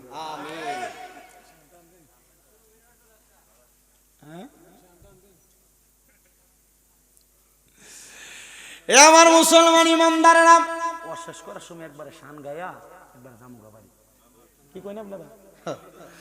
আমার মুসলমান ভাইরা, আপনারা যারা আপনাদের চোখ দিয়া রাস্তা দিয়ে হাঁটার সময় যুবতী যুবতী মাইয়াদের দিকে তাকিয়ে থাকেন, আপনাদের ব্যাপারে ওয়াজ চলতেছে, কষ্ট হবে। যে মহিলারা আসেনি ব্যক্তি, যে মহিলারা আপনার স্বামী করে থাকার পরেও আপনাদের দেবর এবং পরপুরুষের দিকে আপনি নজর দিয়ে তাকান, আপনাদের ব্যাপারে বলছি। আল্লাহর হাবিব বলতেছে কাল ময়দানে মাশরে এমন কিছু মানুষ থাকবে যাদের চোখ দিয়ে বেয়ে বেয়ে রক্ত পড়বে। ইয়া রাসূলুল্লাহ, ইয়া হাবিবাল্লাহ, নবী আপনার কাছে জানতে চাই কাদের চোখ বেয়ে বেয়ে রক্ত পড়বে? বলে অমন ব্যক্তি যাদের চোখ দিয়ে মানুষের সাথে জেনা ব্যভিচার করেছে, আপনি মনে করতেছেন একজন পুরুষ আর একজন নারী একজনের সাথে আরেকজন মেলামেশা করলে মনে হয় জেনা হয়, ব্যভিচার হয়। না রে না, একজন পুরুষ নারী শুধু মেলামেশা করলে জেনা হয় না। কোন পুরুষ যদি কোনো পরনারীর দিকে তার চোখ দিয়া তাকায়, তার চোখের জেনা হয়। কোন পুরুষ যদি কোনো নারীর সঙ্গে মেলামেশা করার জন্য হেঁটে হেঁটে যায়, তার পায়ের জেনা হয়। কোন পুরুষ যদি তার কান দিয়া কোনো নারী মানুষের পরনারীর কানের কথার আওয়াজ শুনে, তার কানের জেনা হয়। আপনি যে গান শুনতে ডিজে পার্টির কনসার্টে চলে যান, এলাকায় বাউল গান হলে বেটিনের নাচানাচি দেখবার লেগে যান গা, আর বেটি যে গান গায় আপনি যে শুনে শুনে কানে শান্তি পান। আপনি কোনো শান্তি পাবেন না, পাবেন না, পাবেন না। এই গানের আওয়াজ আপনার কানে যাওয়ার কারণে আপনার জেনা হয়, কানের জেনা। এই কান দিয়া কোনো নারীর গানের আওয়াজ শুনলে কানের জেনা হয়। যারা জেনাকুর, যারা ব্যভিচারকারিণী, যারা দুনিয়ার জমিনের মধ্যে তাদের কান দিয়া পরনারীর আওয়াজ শুনেছে, গান শুনেছে, আল্লাহর নবী বলতেছে এদের কানকে আগুনের মধ্যে সীসাকে গরম কাফকে ঢালাই করে দেওয়া হবে, এদের কানকে হাততালি মেরে বন্ধ করে দেওয়া হবে। ইয়া রাসূলুল্লাহ, কেন? বলে তারা পরনারীদের গলার আওয়াজ শোনার কারণে, আর মহিলারা পরপুরুষদের গলার আওয়াজ শোনার কারণে, পরপুরুষের হারাম বাদ্যযন্ত্রের গান শোনার কারণে। আর এই গুরামি আশেপাশে এলাকার কত মাজারের মধ্যে এমন বেটেন দিয়া গান বাজনা করায়। আমি জানি হবিগঞ্জের বহু জায়গার মধ্যে উরুস মুবারকের নাম দিয়া বাউল গান করায়, বেরিয়ে দিয়া গান বাজনা করায়। আপনারা বলেন ইসলামী শরীয়তে যেটা না যায়, কেউ যদি এমন কাজ করে এটার কারণে সে কি জাহান্নামী না জান্নাতি? করায় না উরুসের নামে গান বাজনা, করায় না উরুসের নামে বেরিয়ে দিয়া গান বাজনা। আহলে সুন্নাত ওয়াল জামাত এটাকে ভণ্ডামি মনে করেন। যারা উরুস মুবারকের নাম দিয়া বেডি মানুষ দিয়া বাউল গান করায়, যারা উরুস মুবারকের নাম দিয়া বাউল গানের আয়োজন করায়, এরা আসলে কখনো সুন্নি না, এরা কখনো আহলে সুন্নাত ওয়াল জামাত দাবি করতে পারে, এটা উপরের লেভেল। এদেরকে আমরা সুন্নি মনে করি না, এরা ভণ্ড, এরা বেঈমান, এরা মুনাফিক। কারণ কোন আল্লাহর ওলি এই পর্যন্ত বলে নাই তোমরা উরুসের নাম দিয়া গান বাজনা করো। তার মানে বোঝা যায় ইসলামী শরীয়ত যেটাকে নাজায়েজ বলে, যারা উরুস মুবারকের নাম দিয়া গান বাজনা করে। এবার আপনারা কোন এরা কি ভালা না বন্ড? আপনি কি মনে করছেন শামীম রাজা উরুসের বিপক্ষে? না বেটা, আমি উরুসের পক্ষের মানুষ। উরুস মুবারক করেন, আল্লাহর ওলির দরবারে কোরআন সুন্নাহর বয়ান করান, আল্লাহর ওলির দরবারে তালিম তরবিয়তের ইন্তজাম করান। তা আপনারা কে বলছে উরুসের নাম দিয়া পেছনে দিলেন উরুস মুবারক আর বেডিয়ে গান বাজনা করে, নাম দিলেন উরুস মুবারক বাউল গান করার জন্য অমুক ব্যক্তিরে আনেন। আবার এমন সামা কাওয়ালি নাম দেয়, এটা সামা কাওয়ালি না যে বেটা সামা কাওয়ালি করে বেটার মুখের দাড়ি শেভ করে একবারে মাঠ বানায় ফেলাইছে। এ বাবা, সামা কাওয়ালি যে আপনি করবেন, সামা কাওয়ালি যে জায়েজ বলবেন, জায়েজ তো অবশ্যই জায়েজ, কিন্তু আপনি দেখতে হবে যে ব্যক্তি সামা কাওয়ালি করে এটা নামাজিনি, এটার মুখে দাড়ি আসেনি, কিন্তু এটা সামা কাওয়ালি করতে আসে এটার মুখটা একবারে ক্লিন শেভ করা। তো এটা আসলে সামা কাওয়ালির নামেও ভণ্ডামি। আমরা সামা কাওয়ালি সুন্নাহ মোতাবেক জায়েজ মানি, কিন্তু যারা এমন ভণ্ডামি করে বেটিন দিয়া গান বাজনা করে আমরা এটা মানি। নুন জবর কি ভালো মানুষ কোন আমার।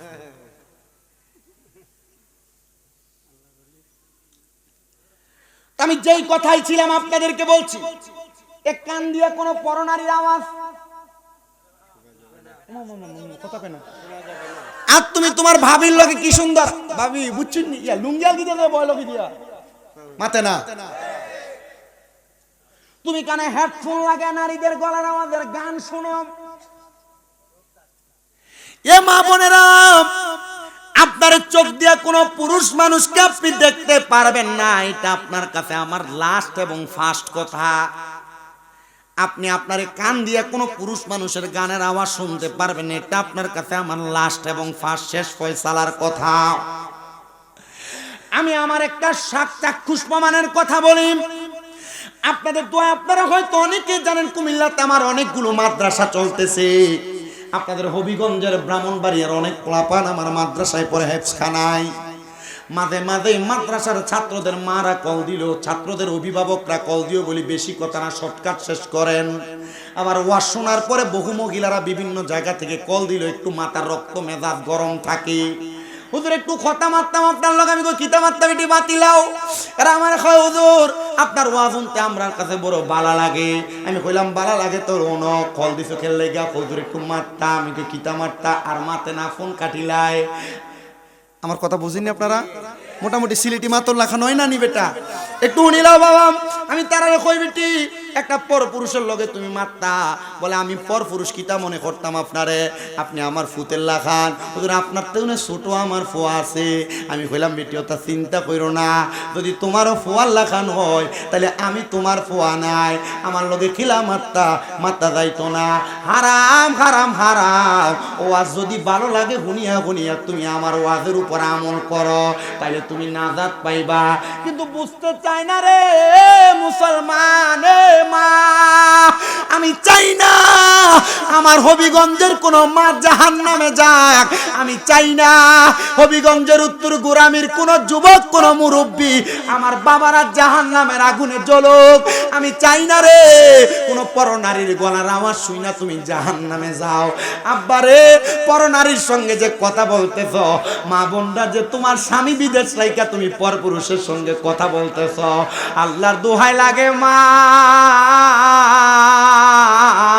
স্বামীর হক নষ্ট করার কারণে আল্লাহ তাআলার জাহান্নামের আগুন তোমারে এমন ভাবে জ্বালাইব পুরাইব, শরীরের যে অঙ্গগুলা পরপুরুষে তোমার দেখবে, কাপড় পরার সময় যে তুমি তোমার পেট বাহির করে করে হাঁটো, এমন পাতলা চিতলা কাপড় তুমি পরো তোমার কাপড়ের উপর দিয়ে তোমার শরীর দেখা যায়, এমন টাইট ফিটিং জামা কাপড় পরো মা, তোমার কাপড়ের উপর দিয়ে তোমার শরীর অঙ্গভঙ্গি বোঝা যায়। মা গো মা, তোমার যে অঙ্গগুলা পর পুরুষ দেখবে প্রত্যেক অঙ্গে অঙ্গে শিক লাগায় লাগায় চামড়াগুলা টেনে টেনে চিরে ফেলা হবে। এ আব্বুজি রে, এ যুবক ভাই, এই জন্য তোমাদের কাছে বলি কোনো পরনারীর দিকে তাকায়ও না, মহিলারা কোনো পর পুরুষের দিকে তাকায়ও না। আমি যেই কথাটা আপনাদের কাছে আমি বলতেছিলাম রে বাবারা, হযরত মরিয়ম বলে যেই লোকটা এই বাইতুল মুকাদ্দাসের সুন্দরী মহিলাদেরকে টার্গেট করে করে ও দর্শন করত, তাদের ইজ্জত লুণ্ঠন করত। আমি হঠাৎ করে একদিন গোসল করে আমার ঘরে প্রবেশ করতেছি, এমন টাইমে আমি তাকে দেখলাম ওই কুচ্চা নামক পুরুষটা আমার ঘরের দরজায় এভাবে হাত দিয়ে দাঁড়ায় আছে।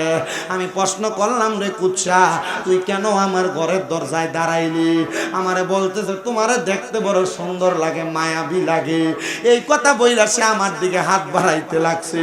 আমি বলছি কুচ্চা আমি জানি তোর চরিত্রের কথা, তুই মনে হয় আমারে হরণ করার জন্য ভোগ করার জন্য আসছ। এ কুচ্চা রে, আমারে হরণ করার আগে তোর কাছে আমি মাপ চাই, 2টা রাকাত নামাজ আমারে পড়ার লাগে সুযোগ দে।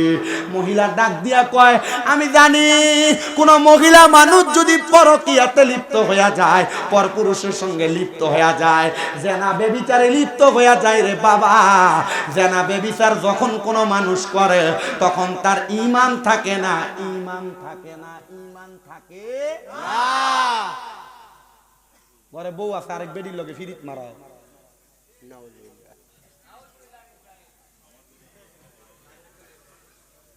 কষ্ট হইতেছে আপনারা? আমার কয় হুজুর 10:30টার তুমি 12:30, আমি কইছি ইটা ওয়াজ আমার না, আমার ওয়াজ কম, যতক্ষণ করব ততক্ষণ শুইনা যাবেন, এটাতে হেদায়েত হবে। আপনার কাছে মনে হয় না যে এতক্ষণ পর্যন্ত যতগুলা কথা বলছে আপনার জন্য লাভ হবে? তাহলে একটা হাদিস শরীফ শুনেন, আল্লাহর হাবিব বলেন 3 সময় 3 প্রকার ব্যক্তির ঈমান থাকে না। আপনার কষ্ট হইতেছে? কয় সময়? 3 সময় 3 প্রকার ব্যক্তির ঈমান থাকে না। 1 নাম্বার, কোন পুরুষ অথবা কোন নারী যখন জিনা করে, জিনা করার সময় তার ঈমান থাকে না, যতক্ষণ না পর্যন্ত সে কালেমা না পড়ে ততক্ষণ তার ঈমান ফিরে আসে না। ঠিক। 2 নাম্বার, কোন পুরুষ অথবা কোন নারী যখন চুরি করে, কি করে? কোন চোর যখন চুরি করে, এ চুরি করার সময় তার ঈমান থাকে না, যতক্ষণ না কালিমা পড়ে সেই ব্যক্তি ঈমান গ্রহণ করে। 3 নাম্বার, কোন নেশাখোর যখন নেশা করে তখন তার ঈমান থাকে না। নেশা করে, মদ খান, গাঞ্জা খান, ইয়াবা ট্যাবলেট খান, এটা খায় আপনারা যারা নেশা করতেছেন আপনার ঈমান থাকবে না। তো নেশা আপনার কাছে কি মনে হয় নেশাখোর যখন নেশা করে এরপর সে কালেমা পড়ে?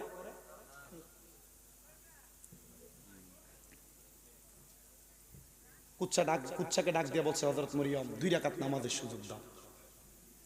সে 2 রাকাত নামাজ পড়ছে, এত লম্বা সেজদা, এত লম্বা রুকু, নামাজ পড়ে আল্লাহর কাছে কান্দে, আল্লাহ আমারে তুমি দুনিয়াতে পাঠাইলা, জন্মগ্রহণের আগে বাবা কি নিয়ে গেলা? আল্লাহ বলে রে জিবরাইল যা যা যা, যেই মরিয়মের গর্ভ থেকে আমার বন্ধু হযরত ঈসা পয়গম্বর দুনিয়াতে আগমন করবে, যদি ওই মরিয়মের গায়ে যদি কলঙ্কের দাগ লাগাইয়া দেয়, আমি আল্লাহ তাআলার কলঙ্ক হয়ে যাবে। জিবরাইল আলাইহিস সালাতু ওয়াস সালাম হযরত মরিয়মের ঘরের সামনে দাঁড়ায়া এমন ভাবে একটা বাতাস তৈরি করে দিছে, ওই বাতাসের ধাক্কাটা হযরত মরিয়মের দুয়ার হাত থেকে যখন মুখে আর চোখে লাগায়, ওই দোয়া যায়া কুচ্ছার বুকের মধ্যে এমন ভাবে ধাক্কা দিছে, কুচ্ছা যায়া দেয়ালের সাথে বাইতুল মুকাদ্দাস মসজিদের দেয়ালের সাথে বাড়ি খায়া মাথা ফাইটা রক্ত বের হয়ে গেছে। মরিয়ম আল্লাহর কাছে 2 রাকাত নামাজ আদায় করে আর ডাক দিয়ে কয়, আল্লাহ ওগো আল্লাহ তুমি ইজ্জতের মালিক, আমি মরিয়মের ইজ্জত রক্ষা করেছ। এ মা বোনেরা, তুমি যদি তোমার ইজ্জতকে রক্ষা করে চলতে পারো, পৃথিবীর কোনো পুরুষ তোমার গায়ে হাত দিতে পারবে না, কোনো পুরুষ তোমার দিকে বাজে নজরে তাকাইতে পারবে না। এ পুরুষ মানুষ, তুমি যদি তোমার চরিত্রের হেফাজত করতে চাও, দুনিয়ার কোনো নারী চাইলেও তার শরীর দেখায়া তোমার কাছ থেকে তার দেহটা দেখায়া দেখায়া তোমার খারাপ করতে পারবে না, তোমার চরিত্র নষ্ট করতে পারবে না। আর চরিত্র যদি নারীরা তাদের দেহ দেখায়া দেখায়া নষ্ট করতে পারত, তুমি দোষ দাও নারীরা বোরকা ছাড়া রাস্তায় বের হয়, এই জন্য তোমার চরিত্র নষ্ট হয়। আরে নবী ইউসুফ আলাইহিস সালাতু ওয়াস সালামের সামনে জুলেখা তো চেষ্টা করছিল তার দেহ বিলিয়া দিয়ে ইউসুফ নবীর চরিত্র নষ্ট করতে, কই পারে নাই তো পারে নাই, কারণ ইউসুফ পয়গম্বর বলে আমি এমন একজন খোদা তাআলার ইবাদত করি, ওই খোদা তাআলার কাছে যদি আমার চরিত্র নষ্ট করে আমি যাই, খোদা তাআলা আমারে পয়গম্বরের খাতা থেকে নাম কেটে দিবে। আরে তোমার নাম যদি বান্দা থেকে কাইটা দেয়, এই উত্তর গোরামির বাবা কি জবাব দিবা আমি জানি না। এই জন্য তুমি নিজের চরিত্রের হেফাজত নিজে করবা।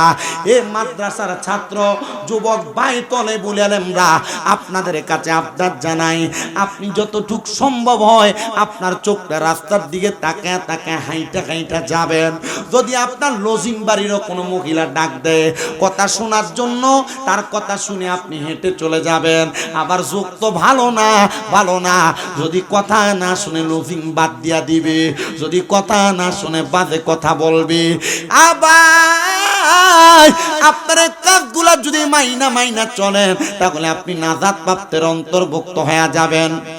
ও মুসলমান ইমানদারেরা, ও নবীর উম্মতের দলেরা, এবার পয়গম্বরের আম্মা জান মরিয়ম বলে আমার চরিত্রের হেফাজত তো আমার আল্লাহ করলো, আল্লাহ আমারে জানাত দেয় রে মরিয়ম তুমি মানুষের কাছে এবার ইসলামের দাওয়াত দাও। আরে বাবা, ইসলামের দাওয়াত শুধু পুরুষ মানুষ আমরাই দেই না, হযরত মরিয়ম ইসলামের দাওয়াত দিয়েছে, এত সুন্দর করে দাওয়াত দেয় মানুষ। মরিয়ম রে বলে মরিয়ম তুমি কোন খোদার ইবাদত করো? কে এই খোদা? বলে তোমাদেরকে সৃষ্টি করেছে যিনি তিনি খোদা। তারা বলে আমরা তো আমাদের মায়ের গর্ভ থেকে আসছি, আমাদের বাবার মাধ্যমে, তো খোদা কেমনে বানাইলো? বলে না রে না, তোমাদের কথা মিথ্যা, মা বাবার মিলামেশা তো দুনিয়াতে স্বাভাবিক, কিন্তু আমার আল্লাহ না চাইলে কোনো সন্তান দুনিয়াতে আসবে না, কোনো মানুষ দুনিয়াতে সৃষ্টি হবে না। হযরত মরিয়মের এই কথাটাকে ইহুদিরা বরদাস্ত করলেন না, তারা বলেন তোমার এই কথা আমরা মানি না। আল্লাহ কই মরিয়ম ধৈর্য ধারণ করো, ইন্নাল্লাহা মা'আস সাবিরিন, নিশ্চয়ই ধৈর্য ধারণকারীর সাথে আমি আল্লাহ বিরাজমান। আল্লাহ গো ধৈর্য ধারণ করলাম, তারা আমারে বাজে মন্তব্য করে। আমার আল্লাহ তাআলা মরিয়মের গর্ভের মধ্যে সন্তান দান করছে কেমনে জানেননি? আল্লাহ তাআলা হযরতে জিবরাইলকে পাঠায় মরিয়মের ঘরের দরজায়, আর ডাক দিয়া কই হে মরিয়ম তুমি তোমার জবানটাকে একটু হা করো। হযরত মরিয়ম যখন হা করলেন, জিব্রাইল মরিয়মের মুখের মধ্যে একটা ফু দিলেন, মারহাবা বলেন। ফুটা দেওয়ার পরে হযরতে মরিয়মের গর্ভের মধ্যে সন্তান আসলো। মরিয়মের কোনো স্বামী নাই, কিন্তু গর্ভের সন্তান।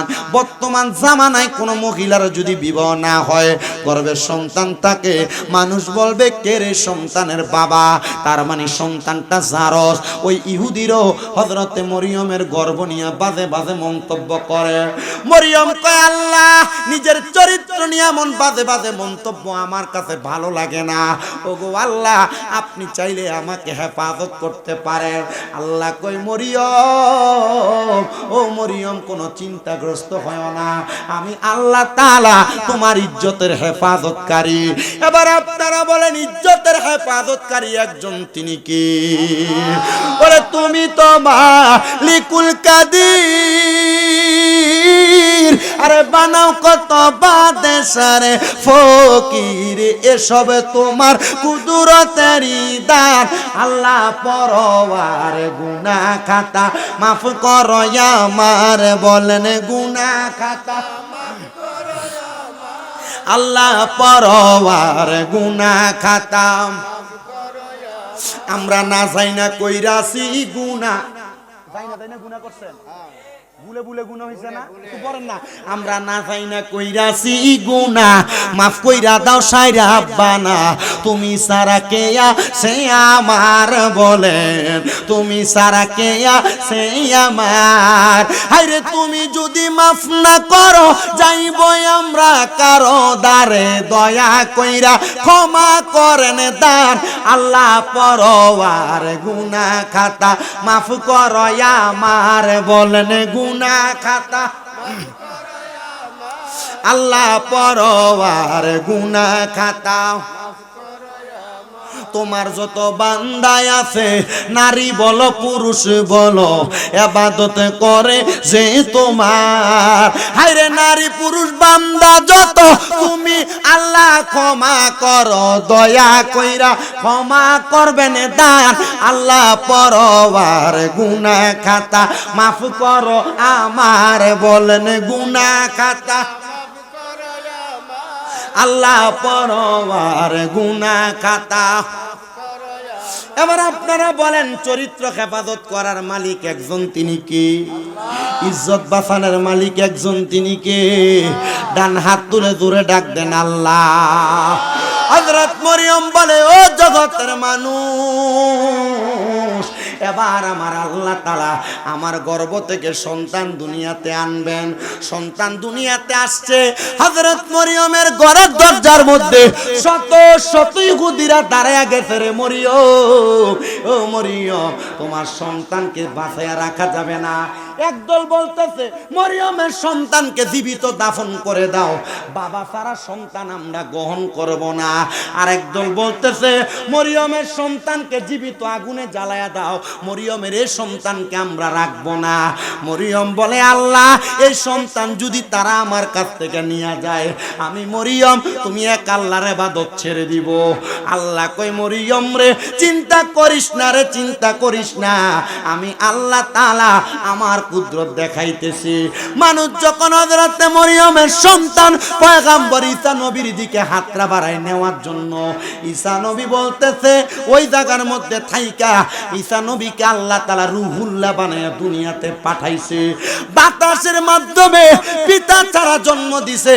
মানুষ এবার কয় দেখছনি রে দেখছনি, ছোট বাচ্চা মুখ দিয়ে আল্লাহ তাআলার ওয়াহদানিয়তের সাক্ষী দেয়। এরে মরিয়ম, এই সন্তান কোনো স্বাভাবিক সন্তান না। আল্লাহ তাআলা জানায়া দেয় রে মরিয়ম, এই সন্তানকে তাদের কাছে রাখা যাবে না, এই সন্তানকে তোমরা এখান থেকে সরাও। হযরত ঈসা পয়গম্বরকে নিয়ে কত সুন্দর পাহাড়ের গুহাতে রাইখা আসছে। ঈসা নবীজির আম্মা জান মরিয়ম আল্লাহর কয় আল্লাহ, আমার সন্তান ছোট মানুষ, খাবার আহার করবে কি? আল্লাহ কয় মরিয়ম তাকে দেখো, তোমার সন্তান ঈসা পয়গম্বর তার মুখের মধ্যে ডান হাতের শাহাদাত আঙ্গুল ঢুকে আর চুষতেছে, দেখেন না ছোট ছোট বাচ্চারা ছোটবেলায় মুখের মধ্যে আঙ্গুল লাগে লাগে যে চষতেছে। মরিয়ম আলাইহিস সালাতু ওয়াসসালাম রে আল্লাহ কয়, এ রে মরিয়ম, তোমার সন্তানের সাদাত আঙ্গুলের ভিতরে আমি আল্লাহ তাআলা সুন্দর একটা নহর লাগিয়ে দিছি, যেই নহরের মাধ্যমে আমার আল্লাহ তাআলা সন্তান ঈসা পয়গম্বর রে খাবার খাওয়াইব। ঈসা পয়গম্বর খাবার আহার করে আর হযরত মরিয়ম দোয়া করে, আল্লাহ আপনি আমার সন্তানটাকে ইবাদিকা সলিহিন নেককার সন্তান বানান, কবুল করেন। আল্লাহ কয়, মরিয়ম এই সন্তান হবে আমি আল্লাহর পয়গম্বর। পয়গম্বর বানানোর পরে ওই ঈসা নবী ডাক দিয়ে কয়, আল্লাহ আপনি আমারে দিয়ে ইসলামের দাওয়াত দেন। দাওয়াত দেওয়া শুরু করে। মুনাফিক বেঈমান ইহুদিরা আমার পয়গম্বর ঈসা নবীকে মারার জন্য চেষ্টা করে। পয়গম্বর ঈসা নবী উনার কুড়েঘর পাহাড়ের গুহার মধ্যে যাইয়া আল্লাহ তাআলার ইবাদতে মশগুল রয়ে গেলেন। আর চারদিক থেকে 10 জন ব্যক্তি ওই ঘরের মধ্যে প্রবেশ করবে। ঘরের চারদিকে দাঁড়াইছে, ঘরের চারদিকে দাঁড়ায়া তারা ঈসা পয়গম্বরকে মারার জন্য চেষ্টা করে। একজন ডাক দিয়া কয়, তোমরা সবাই ঘরে যাইয়া পয়গম্বর ঈসাকে মারতে পারবা না। এবার একজন ঈসা পয়গম্বরের ঘরের মধ্যে প্রবেশ করছে মারার জন্য। আল্লাহ কয়, জিবরাইল, ও জিবরাইল, আমার পয়গম্বর রে উনার ঘর থেকে ঘরের চালটার একটা ফাঁকা কইরা আমি আল্লাহর চতুর্থ আসমানে আইনা আসন গড়াইয়া দাও। হযরত ঈসা নবীরে জিবরাইল নিয়ে গেছেন এবার চতুর্থ আসমানে। এখনো পর্যন্ত ওই ঈসা নবীজি চতুর্থ আসমানে জীবিত অবস্থায় আছেন। কেন জানেননি? কারণ ঈসা নবী দোয়া করছে, আল্লাহ আমারে আখিরি নবী মুহাম্মদ মুস্তাফা সাল্লাল্লাহু আলাইহি ওয়াসাল্লামের উম্মত বানায়। আর আল্লাহ তাআলা কিয়ামতের আগে ঈসা নবীরে আমাদের নবীর উম্মত বানিয়ে দুনিয়াতে পাঠাবে। এজন্য এখনো পর্যন্ত জীবিত অবস্থায় রাখছে। হযরত পয়গম্বর ঈসা আলাইহিস সালাতু ওয়াসসালাম উনি যখন চতুর্থ আসমানে, আর আমার আল্লাহ কয়, দেখ না রে মারামার আমি আল্লাহর কুদরতি খেলা। ঈসা নবীর ঘরে ঈসা নবীকে মারার জন্য যে ব্যক্তি প্রবেশ করেছে আমার আল্লাহ তাআলা কুদরতি ভাবে ওই লোকটার চেহারা সুরতটা ঈসা নবীর মতো বানায় দিছে। এবার যখন ঘর থেকে বের হয় বাকি 9 জন কয়, দেখলে ঈসা নবী আমাদের লোককে ঘরে আটকে চলে যায়। তারা সবাই দইরা ওই লোকটার চেহারার দিকে তাকায়া তারা ঘরের মধ্য থেকে বের হওয়ার সাথে সাথে কতল করে দিছে। এবার তারা তাকায়া দেখতেছে তাদের লোককে তারা নিজেরা মেরে ফেলছে। কারণটা কি রে? কারণটা কি? বলে এটা আল্লাহ তাআলার কুদরতের খেলা। আল্লাহ তাআলার কুদরত কেউ বোঝে না। আর পয়গম্বর ঈসা নবী আমার আল্লাহর কাছে জানায়া দেও, গো আল্লাহ আপনি যেহেতু সন্তান ছাড়া আমার তো বাবা ছাড়া দুনিয়ার আলো দেখাইছেন, আল্লাহ তাআলা আপনার এই কুদরতের খেলা আমাদের কাছে বড় আনন্দদায়ক লাগে। এবার আপনারা বলেন, আপনারা সবাই আল্লাহর কুদরত এবং আল্লাহর সব কুদরতের উপর খুশি না বেজার? তো খুশি হইয়া থাকলে বৃষ্টি এসে যায় কি লেগে বেটা? সামনের দিকে আসি, সবাই একটু মোহাব্বতে আসেন আর বলেন, মাওলা তুই রে তুই আওয়ালে আখেরে, মাওলা তুই রে তুই, মাওলা তুই রে আওয়ালে আখেরে, মাওলা তুই রে তুই। দিনের বেলা সূর্য দিয়া ফেন্ডেল সাজাইলা, মাওলা ফেন্ডেল সাজাইলা। ঝড় তুফানার বৃষ্টি দিয়া, ঝড় তুফানার বৃষ্টি দিয়া টেনশনে পালাইলি, মাওলা তুই রে তুই, মাওলা তুই রে ওই আওয়াল আখেরে, মাওলা তুই রে তুই, মাওলা তুই রে। ভিতরের দিকে চলে আসেন। কেরে মাওলা তুই রে তুই, হাই রে বোয়াল মাছে গিলে খাইলো ইউনুস নবী রে, মাওলা ইউনুস নবী রে। দোয়া ইউনুসের ওসিলায়, দোয়া ইউনুস এই বাঁচাইলো কে রে, মাওলা তুই রে তুই, মাওলা তুই রে তুই আওয়ালে আখেরে, মাওলা এ তুই, মাওলা তুই রে তুই আওয়ালে আখেরে। আরে নমরুদের আগুনে দিলা ইব্রাহিম নবীরে মাওলা ইব্রাহিম নবীরে আগুনে করলা ফুল বাগিচা আগুনে হইল আগুনে হইল ফুল করলো সেটা কে রে মাওলা তুই রে তুই মাওলা তুই রে তুই আওয়াল আখেরে তুই রে তুই মাওলা তুই রে আওয়ালে আখেরে মাওলা পয়গম্বর ঈসা নবী কয় আল্লাহ আমার যেহেতু আপনি বাবা ছাড়া দুনিয়াতে পাঠাইলেন আমাকে যেহেতু আপনি বাবার মুখ দেখান নাই মার মুখ দেখায় আদর থেকে বঞ্চিত করছেন আল্লাহ এটার বদৌলতে আমি পয়গম্বর ঈসা নবীরে আখিরি নবীর উম্মত বানান আমি জানি রে ওই পয়গম্বর ঈসা নবীর মতো অনেক সন্তান আপনারা বসে গেছেন যাদের দুনিয়াতে আব্বা নাই অনেক সন্তান বসে গেছেন যাদের মা নাই যে পয়গম্বর ঈসা নবী মায়ের আদর পায় নাই পাহাড়ের গুহার মধ্যে বসবাস করেছে অনেক সন্তান আজকে জান্নাতের বাগানে বসছেন কিন্তু আপনারা আপনাদের মা বাবার মনে কষ্ট দিছেন যদি নবী হইয়া পয়গম্বর হইয়া মা এবং বাবার কষ্ট বুঝতে পারে আমরা তো ওই পয়গম্বরদের গোলামের গোলাম আমরা কেন মা বাবার কষ্ট বুঝবো না আমার কাছে বড় কষ্ট লাগে সন্তানেরা তাদের বাবা মায়ের কষ্ট বুঝতে চায় না তারা তাদের মা বাবার কলিজাতে আঘাত দেয় তারা তাদের মা বাপরে খানা দিতে চায় না মা বাপরে বাদ দিতে চায় না অনেক সন্তান আছে যারা এলাকার মধ্যে লম্বা কথা বলে কিন্তু তারা তাদের মা বাপরে জুদা করে দিছে এলাকাতে মা বাপরে খাওয়ার দেওয়া নিয়ে এলাকাতে বিচার হয় দরবার হয় মেল বৈঠক হয় এর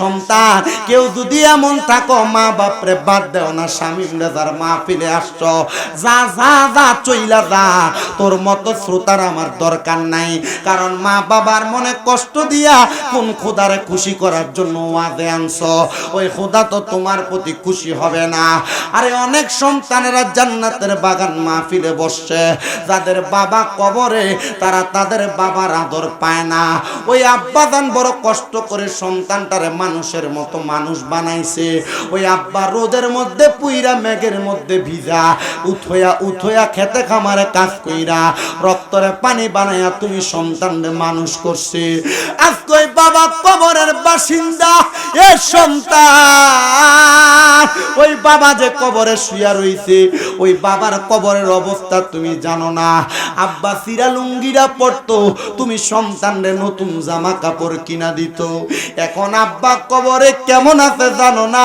ঈদের দিন চলে যায় বাবার একটা 500 টাকা দিয়ে কিনা লুঙ্গি পরাইতে পারো না বাবা কবরে ভালোবাসি তোমায় বাবা বুকটা যে যাইছি রে তোমার কথা হৃদয় মাঝে পড়ছে বারে বারে বাবা তুমি কেমন আছো ছোট মাটির ঘরে তোমার কথা হৃদয় মাঝে পড়ছে বারে বারে বাবা গো হো বাবা বাবা গো হো বাবা বাবা গো হো বাবা বাবা গো হো বাবা দরজাটা খুলতে খেয়ে যাই ধোকা বাবা বুঝি বলছে এলে নাকি খোকা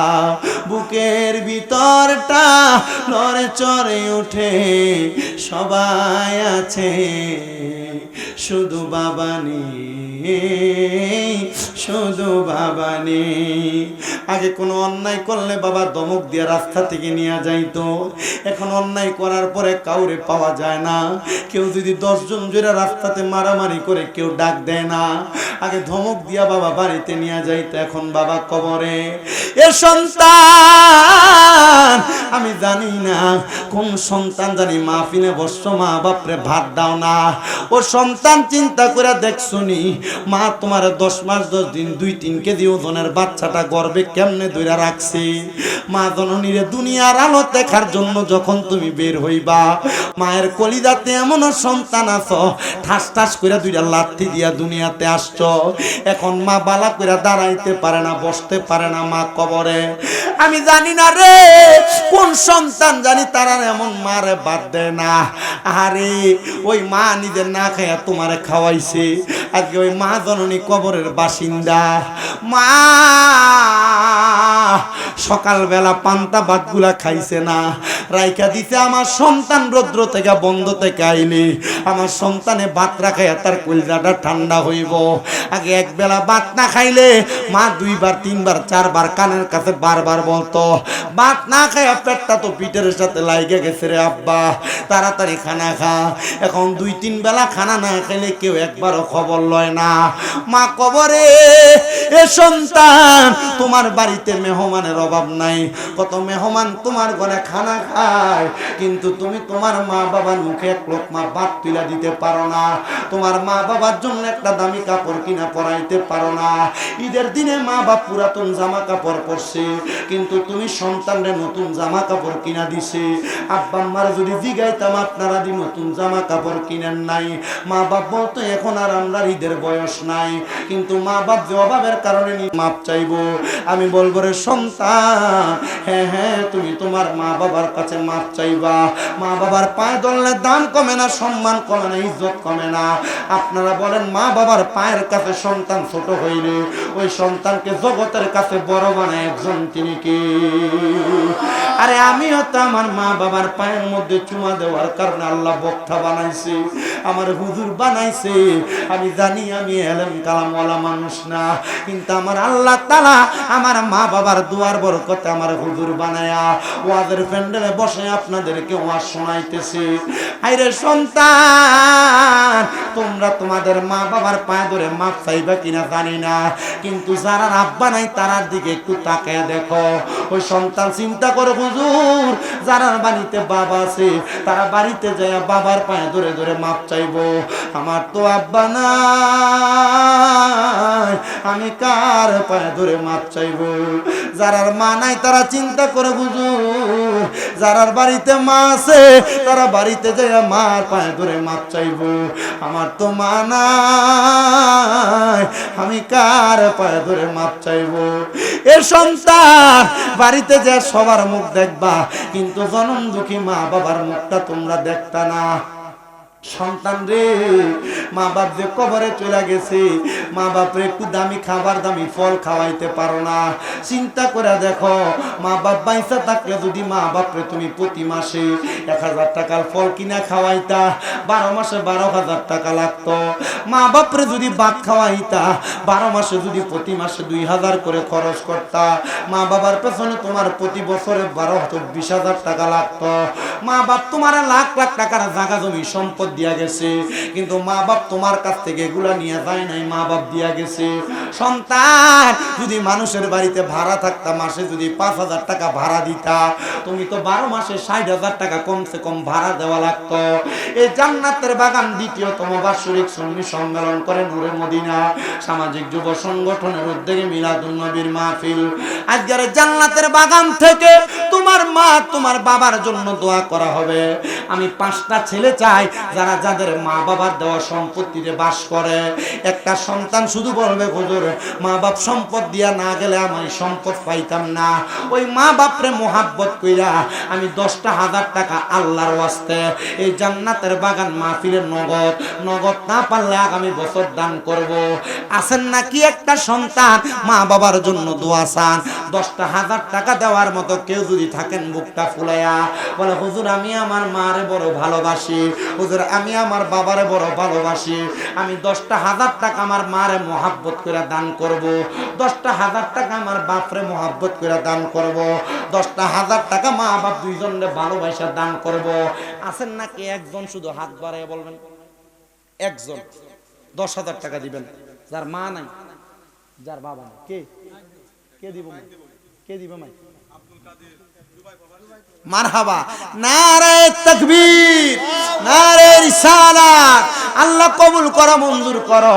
মোহাম্মদ আব্দুল কাদের দুবাই প্রবাসী, সে আগামী বছরের জন্য মাইকটা দান করবে। বাড়ি হলো শানখলা, উত্তর গোরামের মাহফিলে মাইক দান করব। আল্লাহ আমার আব্দুল কাদের রে কবুল ও মঞ্জুর করো, বংশের কবর আযাব মাফ করো, কামাই রুজির মধ্যে বরকত দান করো, হায়াতের রিজিকে বরকত দান করো। এরপর আছেন নাকি 10,000 দেওয়ার মতো একজন, 10,000 টাকা দিবে। আমি আবারও বলছি, মা বাবা আপনার যে জায়গা জমি দিয়ে গেছে, এই জায়গা জমিতে যদি আপনি ভাড়া থাকতেন, মাসে যদি 5,000 করে ভাড়া দিতেন, তাহলে 12 মাসে 24,000 টাকা, না সরি 60,000 টাকা ভাড়া দেওয়া লাগতো। একটা সন্তান নাই, 60,000 10,000 টাকা আমার মা বাবার জন্য যদি দোয়া করতাম, সিন্নি করতাম, আমার পয়সা লাগতো, টাকা লাগতো। আমি এখানে 10,000 টাকা দিয়া আমার আম্মা আব্বার সিন্নি হইতে মাহফিলে 10,000 টাকা দিব। একজন নাই, একজন। আচ্ছা, তাবারুক আছে, এটা আমি আগে সিগন্যাল দিয়ে দিচ্ছি, কারণ আমি যে দেখছি যারা উঠে গেছে অনেকগুলো মাদ্রাসার ছাত্র, এদের কালকে মাদ্রাসা আছে। একজন 10,000 টাকা দিবে এখন, না পারলে নগদ, না পারলে আগামী বছর। আছেন একজন 10,000 টাকা দেওয়ার মতো? বল হুজুর আমি 10,000 পারতাম না, 5,000 টাকা দিবে। এক নাম্বার একজন মানুষ চাই যে আগামী বছর মাহফিলে 5,000 টাকা দান করার জন্য রেডি হয়েছে। হুজুর আমার মা নাই, আমার আব্বা নাই, আমার ব্যবসা বাণিজ্যে দোয়া করবেন যেন আল্লাহ তাআলা বরকত আর তারাক্কি দান করে। আল্লাহ তাআলার কাছে সেই দোয়া চাইয়া আমি 5,000 টাকা দিব। একজন মানুষ কন্ত?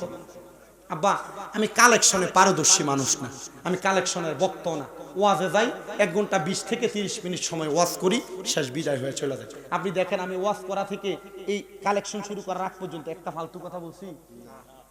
আমার পুরো সময় ওয়াজ। প্রথমে মিলাদ জিকির আজকার করে আমি ডাইরেক্ট ওয়াজে ঢুকি, আমার আর কোনো বাড়তি কোনো কথা থাকে না, আমি ডাইরেক্টলি ওয়াজ শেষ করি। এই কালেকশনে এটাতে দিলে আমার শেষ পুরো ওয়াজের মজা নষ্ট হয়ে যায়। তবু যেহেতু বলছে একটা মাহফিল পরবর্তী বছর হবে, তার জন্য 5,000 করে যদি কয়েকজন দেন। হবিগঞ্জ যদি আপনি মেডিকেলে ডাক্তার দেখাইতে যান, ভিজিট লাগে 800, হবিগঞ্জ শহরে ডাক্তার দেখাইতে গেলে ভিজিট লাগে 1,500। আমার জায়গা হবে নি আমার মরা লাশের লাইগা, মসজিদের পাশে আমার কবর দিও, কইরায় আমার জায়গা হবে নি। আপনি একটু গাইতে পারবেন আমার সাথে? একটু মহাব্বতে গান, এটা আমার নিজের লেখা গজল, একটু মহাব্বতে গাইবেন। আমার জায়গা হবে নি আমার মরা লাশের লাইগা, মসজিদের পাশে আমার, মসজিদের পাশে আমার কবর দিও, কইরায় আমার জায়গা হবে নি।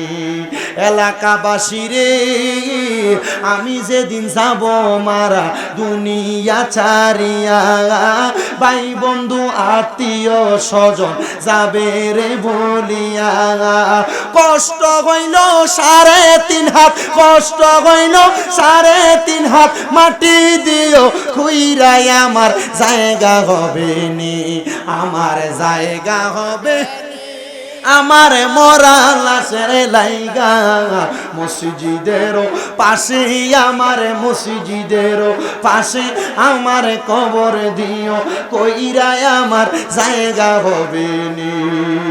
গ্রামবাসী রে আমি যেদিন যাব মারা দুনিয়া ছাড়িয়া, রঙিন জামা কাপড় সবই নিবে রে খুলিয়া, সাদা মার্কিন কাপড় আমায়, সাদা মার্কিন কাপড় আমায় দিও রে পরাইয়া, আমার জায়গা হবে নি, আমার জায়গা হবে নি, আমার মরা লাশের লাইগা, মসজিদের পাশে আমার, মসজিদের পাশে আমার কবর দিও, কইরায় আমার জায়গা হবে নি।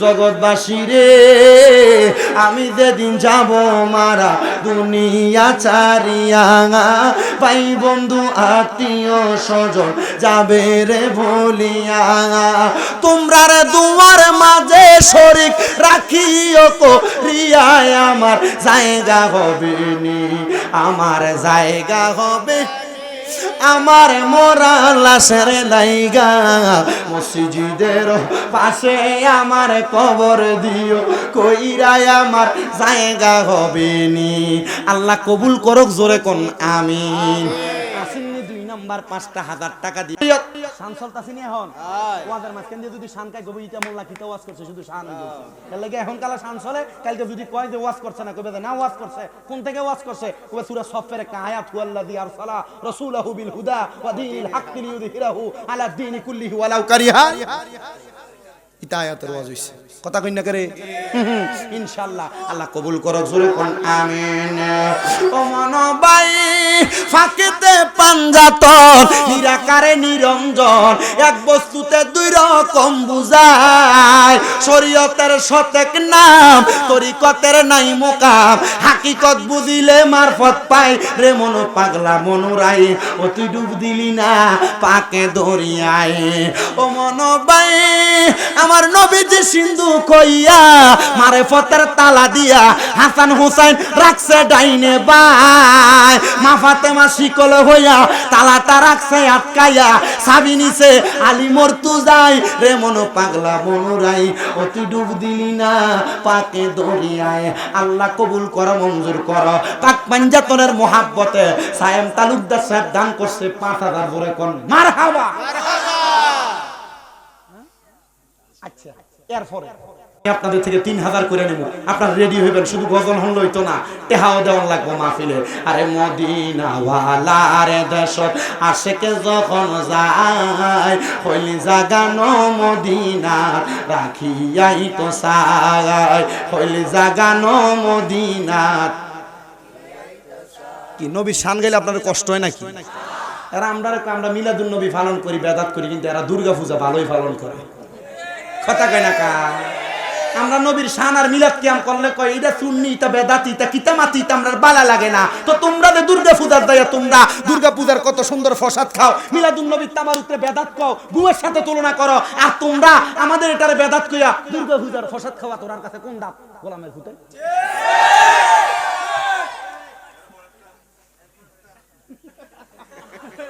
তোর বিচার আল্লাহ করে নবীর শান চলবে নবীর শান একটু মোহাব্বতে কোনা কইলি জাগানো মদিনা রাখিয়াই তো চাই কইলি জাগানো আরে হইতে ন পারে তারাও যারা আসিলি মদিনায় হইতে ন পারে তারাও যারা আসিলি মদিনায় মদিনা সায়াইলো নাকি সায়াইলো জান্নাত মদিনা সায়াইলো নাকি সায়াইলো জান্নাত খোদার দুনিয়া তার সাইবার কিছু নাই খোদার দুনিয়া তার সাইবার কিছু নাই হইলি জাগানো মদিনাত আরেকটা কলিগামু লাস্ট আগে একজন কোন বলে হুজুর আমি 3,000 টাকা দিব আমার নবীর মোহাব্বতে জান্নাতের সামাজিক যুব সংগঠনের একজন ওনার সদস্য ওনার বাবা সমিত মাতৃমিয়া সমনিয়ার মনে সব পূরণ করো আব্বার কবর জান্নাতের বাগান আব্বা মিত আব্বা কবরে আল্লাহ আব্বার কবর জান্নাতের বাগান বানাও আম্মার কবরটা জান্নাতের বাগান বানাও সমন মিয়ার কামাই দিতে বরকত দাও আরেকজন 3,000 আগামী বছর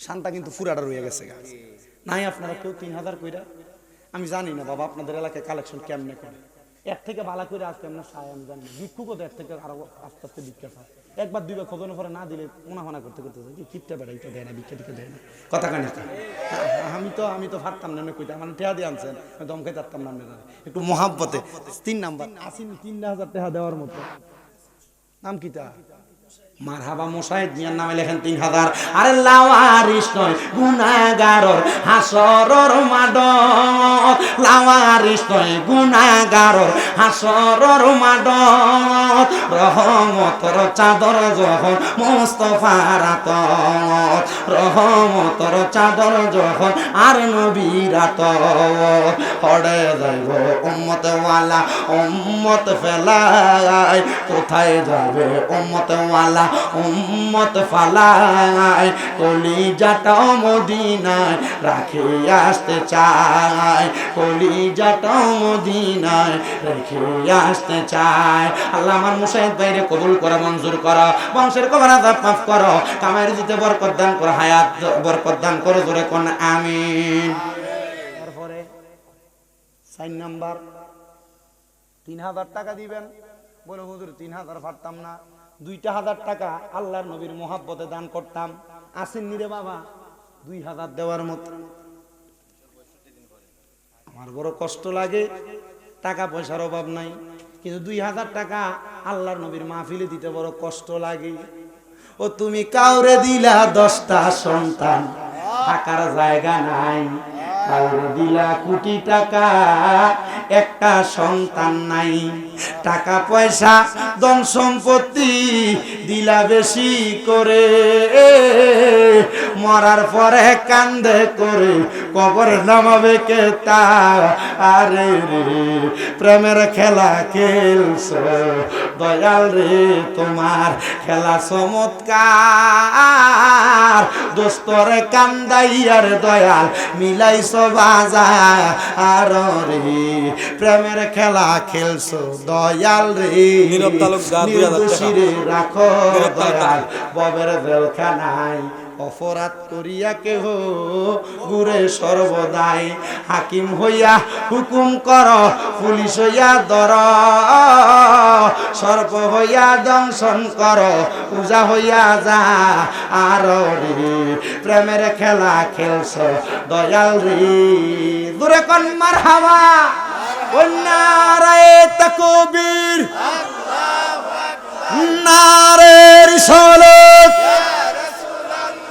নীরব তালুকদার দান করছে 2000 দূরে কই মারহাবা 2000 কইছে জোরে এর আব্বা বিদেশ থেকে প্রবাসী আল্লাহ যেন কবুল করে কোন আমিন আল্লাহ কবুল করে মঞ্জুর করো নীরব তালুকদার তার আব্বা জান প্রবাসী মানুষ দান করে দিয়েছেন 2000 টাকা আল্লাহ তার মনের আশা পূরণ করো বংশের কবর আযাব মাফ করো হায়াতের দিকে বরকত দান করো জোরে জোরে কোন আমিন তারা বল মোহাম্মদ আব্দুল আওয়াল 2000 শানকোলা ডাক্তার বাড়ি মোহাম্মদ আব্দুল আওয়াল আল্লাহ আল্লাহ আল্লাহ আল্লাহ আল্লাহ আল্লাহ আল্লাহ আল্লাহ আল্লাহ আল্লাহ আল্লাহ নূর মুহাম্মদ নামটি আপনার নূর মুহাম্মদ নামটি আপনার সদাই থাকে মোর মনে গঙ্গা লেলা কোন নবী কে বানা জানাইয়া মারহাবা আল্লাহ নূর মুহাম্মদ নামটি আপনার নূর মুহাম্মদ নামটি আপনার সদাই থাকে মোর মনে গঙ্গা লেলা কোন নবী কে বানা জানাইয়া মারহাবা আল্লাহ আল্লাহ নূর মুহাম্মদ নূর নবী জি আমি কান্দি দিবা নিশি নবী গো আমার অন্তরেতে জ্বলে প্রেমের জালা মারহাবা আল্লাহ আল্লাহ আল্লাহ আল্লাহ জিকির কর জিকির কর জিকির কর মুমিন গণ জিকির কর মুমিন গণ জিকির রেতে মাওলা রাজি আর রাজি নবী গণ মারহাবা আল্লাহ আল্লাহ হস্ত দিলা সে বিমারে জিব্বা দিলা ডাকতে তারে নয়ন দিলা দেখিবারে তবু কেন অন্ধ মন জিকির কর জিকির কর জিকির কর মুমিন গণ জিকির রেতে মওলা রাজি আর রাজি নবী গণ মারহাবা আল্লাহ আল্লাহ আল্লাহ আল্লাহ আল্লাহ আমার পুরায় অঙ্গ দেখাই কাজে গো আমি যার ওরা দেহে না আমি কারে জানাই কারে শোনাই মনে যন্ত্রণা মারহাবা আল্লাহ আমার মুর্শিদের কই পাবো মুর্শিদ মুর্শিদা মারে বলো না মারহাবা আরে পাইলে তোমার চরণ জঙ্গল বানা তনবি ছানা মারহাবা আল্লাহ আল্লাহ মন দিলাম প্রাণ দিলাম গো দয়ালার কি আছে দেনা আমি মন খুলিয়া সব দিলাম নাই তো ও পাওনা দে না মারহাবা আল্লাহ আল্লাহ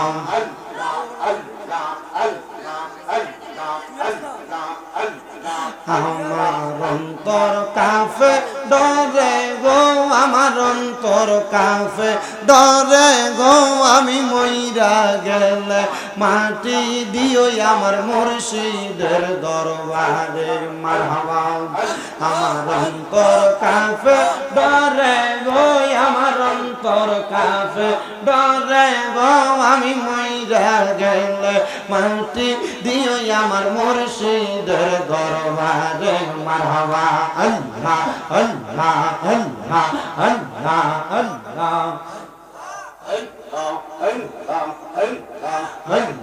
মুর্শিদ চরণ অমূল্য দান মুর্শিদ চরণ অমূল্য দান ঘোষণা হয় কোরআনে আমি মইরা গেলে মাটি দিও আমার মুর্শিদের দরবারে মারহাবা আল্লাহ আল্লাহ আল্লাহ আল্লাহ আল্লাহ আল্লাহ আল্লাহ আল্লাহ আল্লাহ আল্লাহ আল্লাহ আল্লাহ আল্লাহ আল্লাহ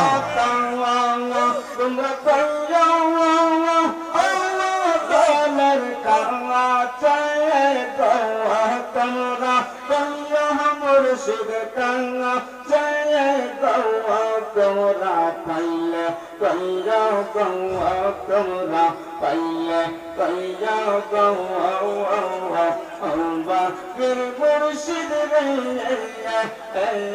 পাইলে কইরা মাশাআল্লাহ আল্লাহ আল্লাহ তোরা পাইলে কইরা গৌয়া তোরা পাইলে কইরা গৌয়া ও বাগির মুর্শিদ রে পাইলে মনের কথা কইনা কইয়া রে মারহাবা আল্লাহ আল্লাহ আল্লাহ আল্লাহ পুরা জঙ্গ দেখাই কাজে গো আমি যার পঙ্গ ওরা দেহে না আমি কারে জানাই কারে বোঝাই মনে যন্ত্রণা মারহাবা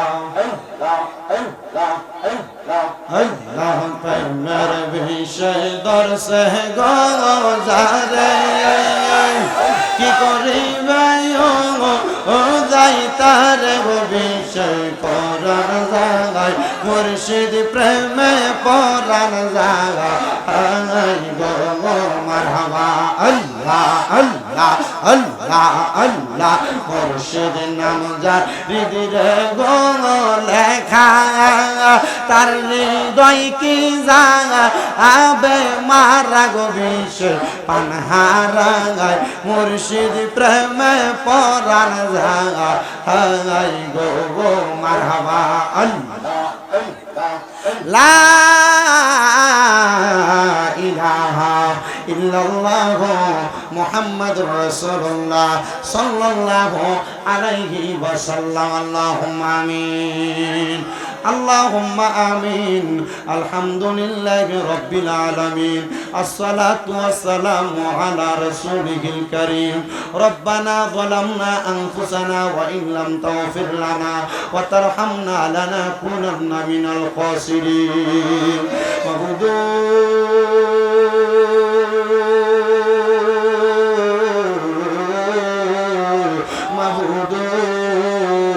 ও দয়াল আল্লাহ, আপনি কি আসমানে না জমিনে না পাহাড়ে না দরিয়ায় রে আল্লাহ, এ গত জীবনে আপনার কত তালাশ করলাম, সন্ধান পাইলাম না আল্লাহ। বহু সন্ধানের পরে এই হবিগঞ্জ জেলার অন্তর্গত উত্তর গোরামি সৈয়দ নাসিরউদ্দিন সিফাত আলা রহমাতুল্লাহ আলাইহি জামে মসজিদ মাঠ প্রাঙ্গণে পবিত্র ঈদে মিলাদুন নবী উপলক্ষে নূরে মদিনা সামাজিক যুব সংগঠনের উদ্যোগে দ্বিতীয় বাৎসরিক সুন্নি মহাসম্মেলন সাজাইয়া আমার সঙ্গে এলাকার ওলামায়ে কেরাম, দাড়ি পাকা মুরব্বী বাবারা, যুবক নওজোয়ান ভাইয়েরা, ছোট ছোট মাসুম বাচ্চারা, পর্দার অন্তরালের আমার কত মা বোনেরা হাত বাড়াইছে আল্লাহ। যার হাত তোমার দরবারে মায়া লাগে, পছন্দ হয়, ওই হাতের উসিলায় আমরা প্রত্যেকের জীবনের গুনাহ মাফ কইরা আমরা বেগুনাহ মাসুম বান্দা বানায়া দাও। তুমি তো অন্তর্যামী রে আল্লাহ, ওই আমরা হইলাম ফানা, আমরা সুখে কিনা দুঃখে ডাকি গো ও আল্লাহ, যাই না কি জানো না রে আল্লাহ, করো আল্লাহ জাগালয় তোমার মনে। মাবুদ আজকের মুনাজাতে কে জানি হাত বাড়াইছে, কার জানি জগতের মধ্যে বাবা নাই, যেই বাবা রিক্সা চালাইয়া মাটি কাইটা মাথার গাম পায়ে ফালাইয়া পরের বাড়িতে বদলার কাজ কইরা সন্তানরা মানুষ করার জন্য আব্বা এত কষ্ট করছে, এমন আব্বা তাদের কবরে আব্বার কবর জান্নাতের বাগান বানায়া দাও আল্লাহ। কে জানি হাত বাড়াইছে, কার জানি মা কবরের বাসিন্দা আল্লাহ, যাদের মা কবরে আম্মার কবর নাজাতের ফয়সালা করে দাও, আম্মার কবরটার জান্নাতের বাগান বানায়া দাও। কপাল করা সন্তানেরা হাত বাড়াইছে, যারা মাও নাই বাবাও নাই আল্লাহ একবার ইতিম, তাদের আম্মায় আব্বার কবরে আর আযাব দিও না আল্লাহ। অনেকে হাত বাড়াইছে, মা বাবা অসুস্থ, মাপসাই তাদেরকে সেবা দান করে দাও। আমার আম্মা জান আজকে 6 মাস পর্যন্ত বিছানার মধ্যে পড়ে আছে, আমার আম্মা অসুস্থ মানুষ আল্লাহ, আমার আম্মারে পরিপূর্ণ সুস্থতার নিয়ামত দান করো। আমার আম্মা যেন আবার সুস্থ হয়ে আগের মতো হাঁটা চলা করতে পারে, সে তৌফিক দান করো। দেশের কত মহিলারা কত পুরুষেরা আমার ভক্তবিন্দুরা সারা বাংলাদেশ থেকে প্রবাস থেকে দোয়া করছে আল্লাহ, আমার আম্মা আগে চাইতে এখন অনেকটা সুস্থতার দিকে আল্লাহ, যেন স্বাভাবিকভাবে হাঁটা চলা করতে পারে, আমার আম্মাকে সে তৌফিক দান করেন। পর্দার অন্তরালে অনেক মা বোনেরা, অনেক ভাই বাবারা এখানেও সুস্থ আল্লাহ, তাদেরকে সুস্থতার নিয়ামত দান করেন। আজকের মাহফিলে যারা টাকা দিয়া, পয়সা দিয়া, শ্রম দিয়া, বুদ্ধি দিয়া, পরামর্শ দিয়া, মাইক দিয়া, লাইট দিয়া, প্যান্ডেল দিয়া, মিডিয়ার ভাইয়েরা সহ সম্মানিত শ্রোতা মণ্ডলীরা আল্লাহ, বিশেষ করে তাবারুকের জন্য যারা সহযোগিতা করেছে, আগামী বছর যারা করবে নিয়ত করেছে, প্রত্যেকের দানগুলা কবুলা মঞ্জুর করে নাও। অনেক প্রবাসী ভাইয়েরা বিদেশ থেকে দোয়া চায় আল্লাহ, প্রবাসীরা বিদেশের বাড়িতে দেশের মায়া ত্যাগ কইরা, সন্তান সন্ততি স্ত্রী পুত্র ভালোবাসা ত্যাগ কইরা বিদেশের বাড়িতে দেশের রেমিটেন্স খাতকে উঁচা করার জন্য তারা কষ্ট করে। আমার প্রত্যেক প্রবাসীদের মনের আশা পূরণ করো, প্রবাসীদের কামাইয়ের দিকে বরকত দান করো, প্রবাসীদের হায়াতের দিকে বরকত দান করো আল্লাহ। আপনি বান্দার অন্তরের খবর জানেন আল্লাহ, সুদানে কত মুসলমানদেরকে গুলি করে করে হত্যা করা হচ্ছে, সুদানে কত মুসলমানদেরকে টাক চাপা দিয়ে মারা হচ্ছে, সুদানে কত মুসলমানদেরকে পাথর চাপা দিয়ে মারা হচ্ছে আল্লাহ। সুদানের মুসলমানদের পক্ষ থেকে আমরা মাপ চাই, আমরা তো আল্লাহ নীরব ভূমিকা পালন করতেছি, আমাদের ইমানের পাওয়ার কমে গেছে আল্লাহ, ইমানের দোহাই দোহাই দিয়া কই আল্লাহ সুদানের মুসলমান সহ আমার ফিলিস্তিনে নির্যাতিত মাজলুম মুসলমানদেরকে তুমি হেফাজত দান করো।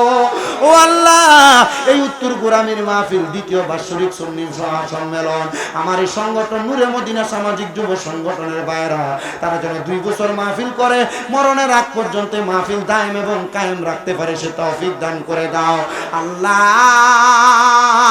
মরণ দিবা দুঃখ নাই।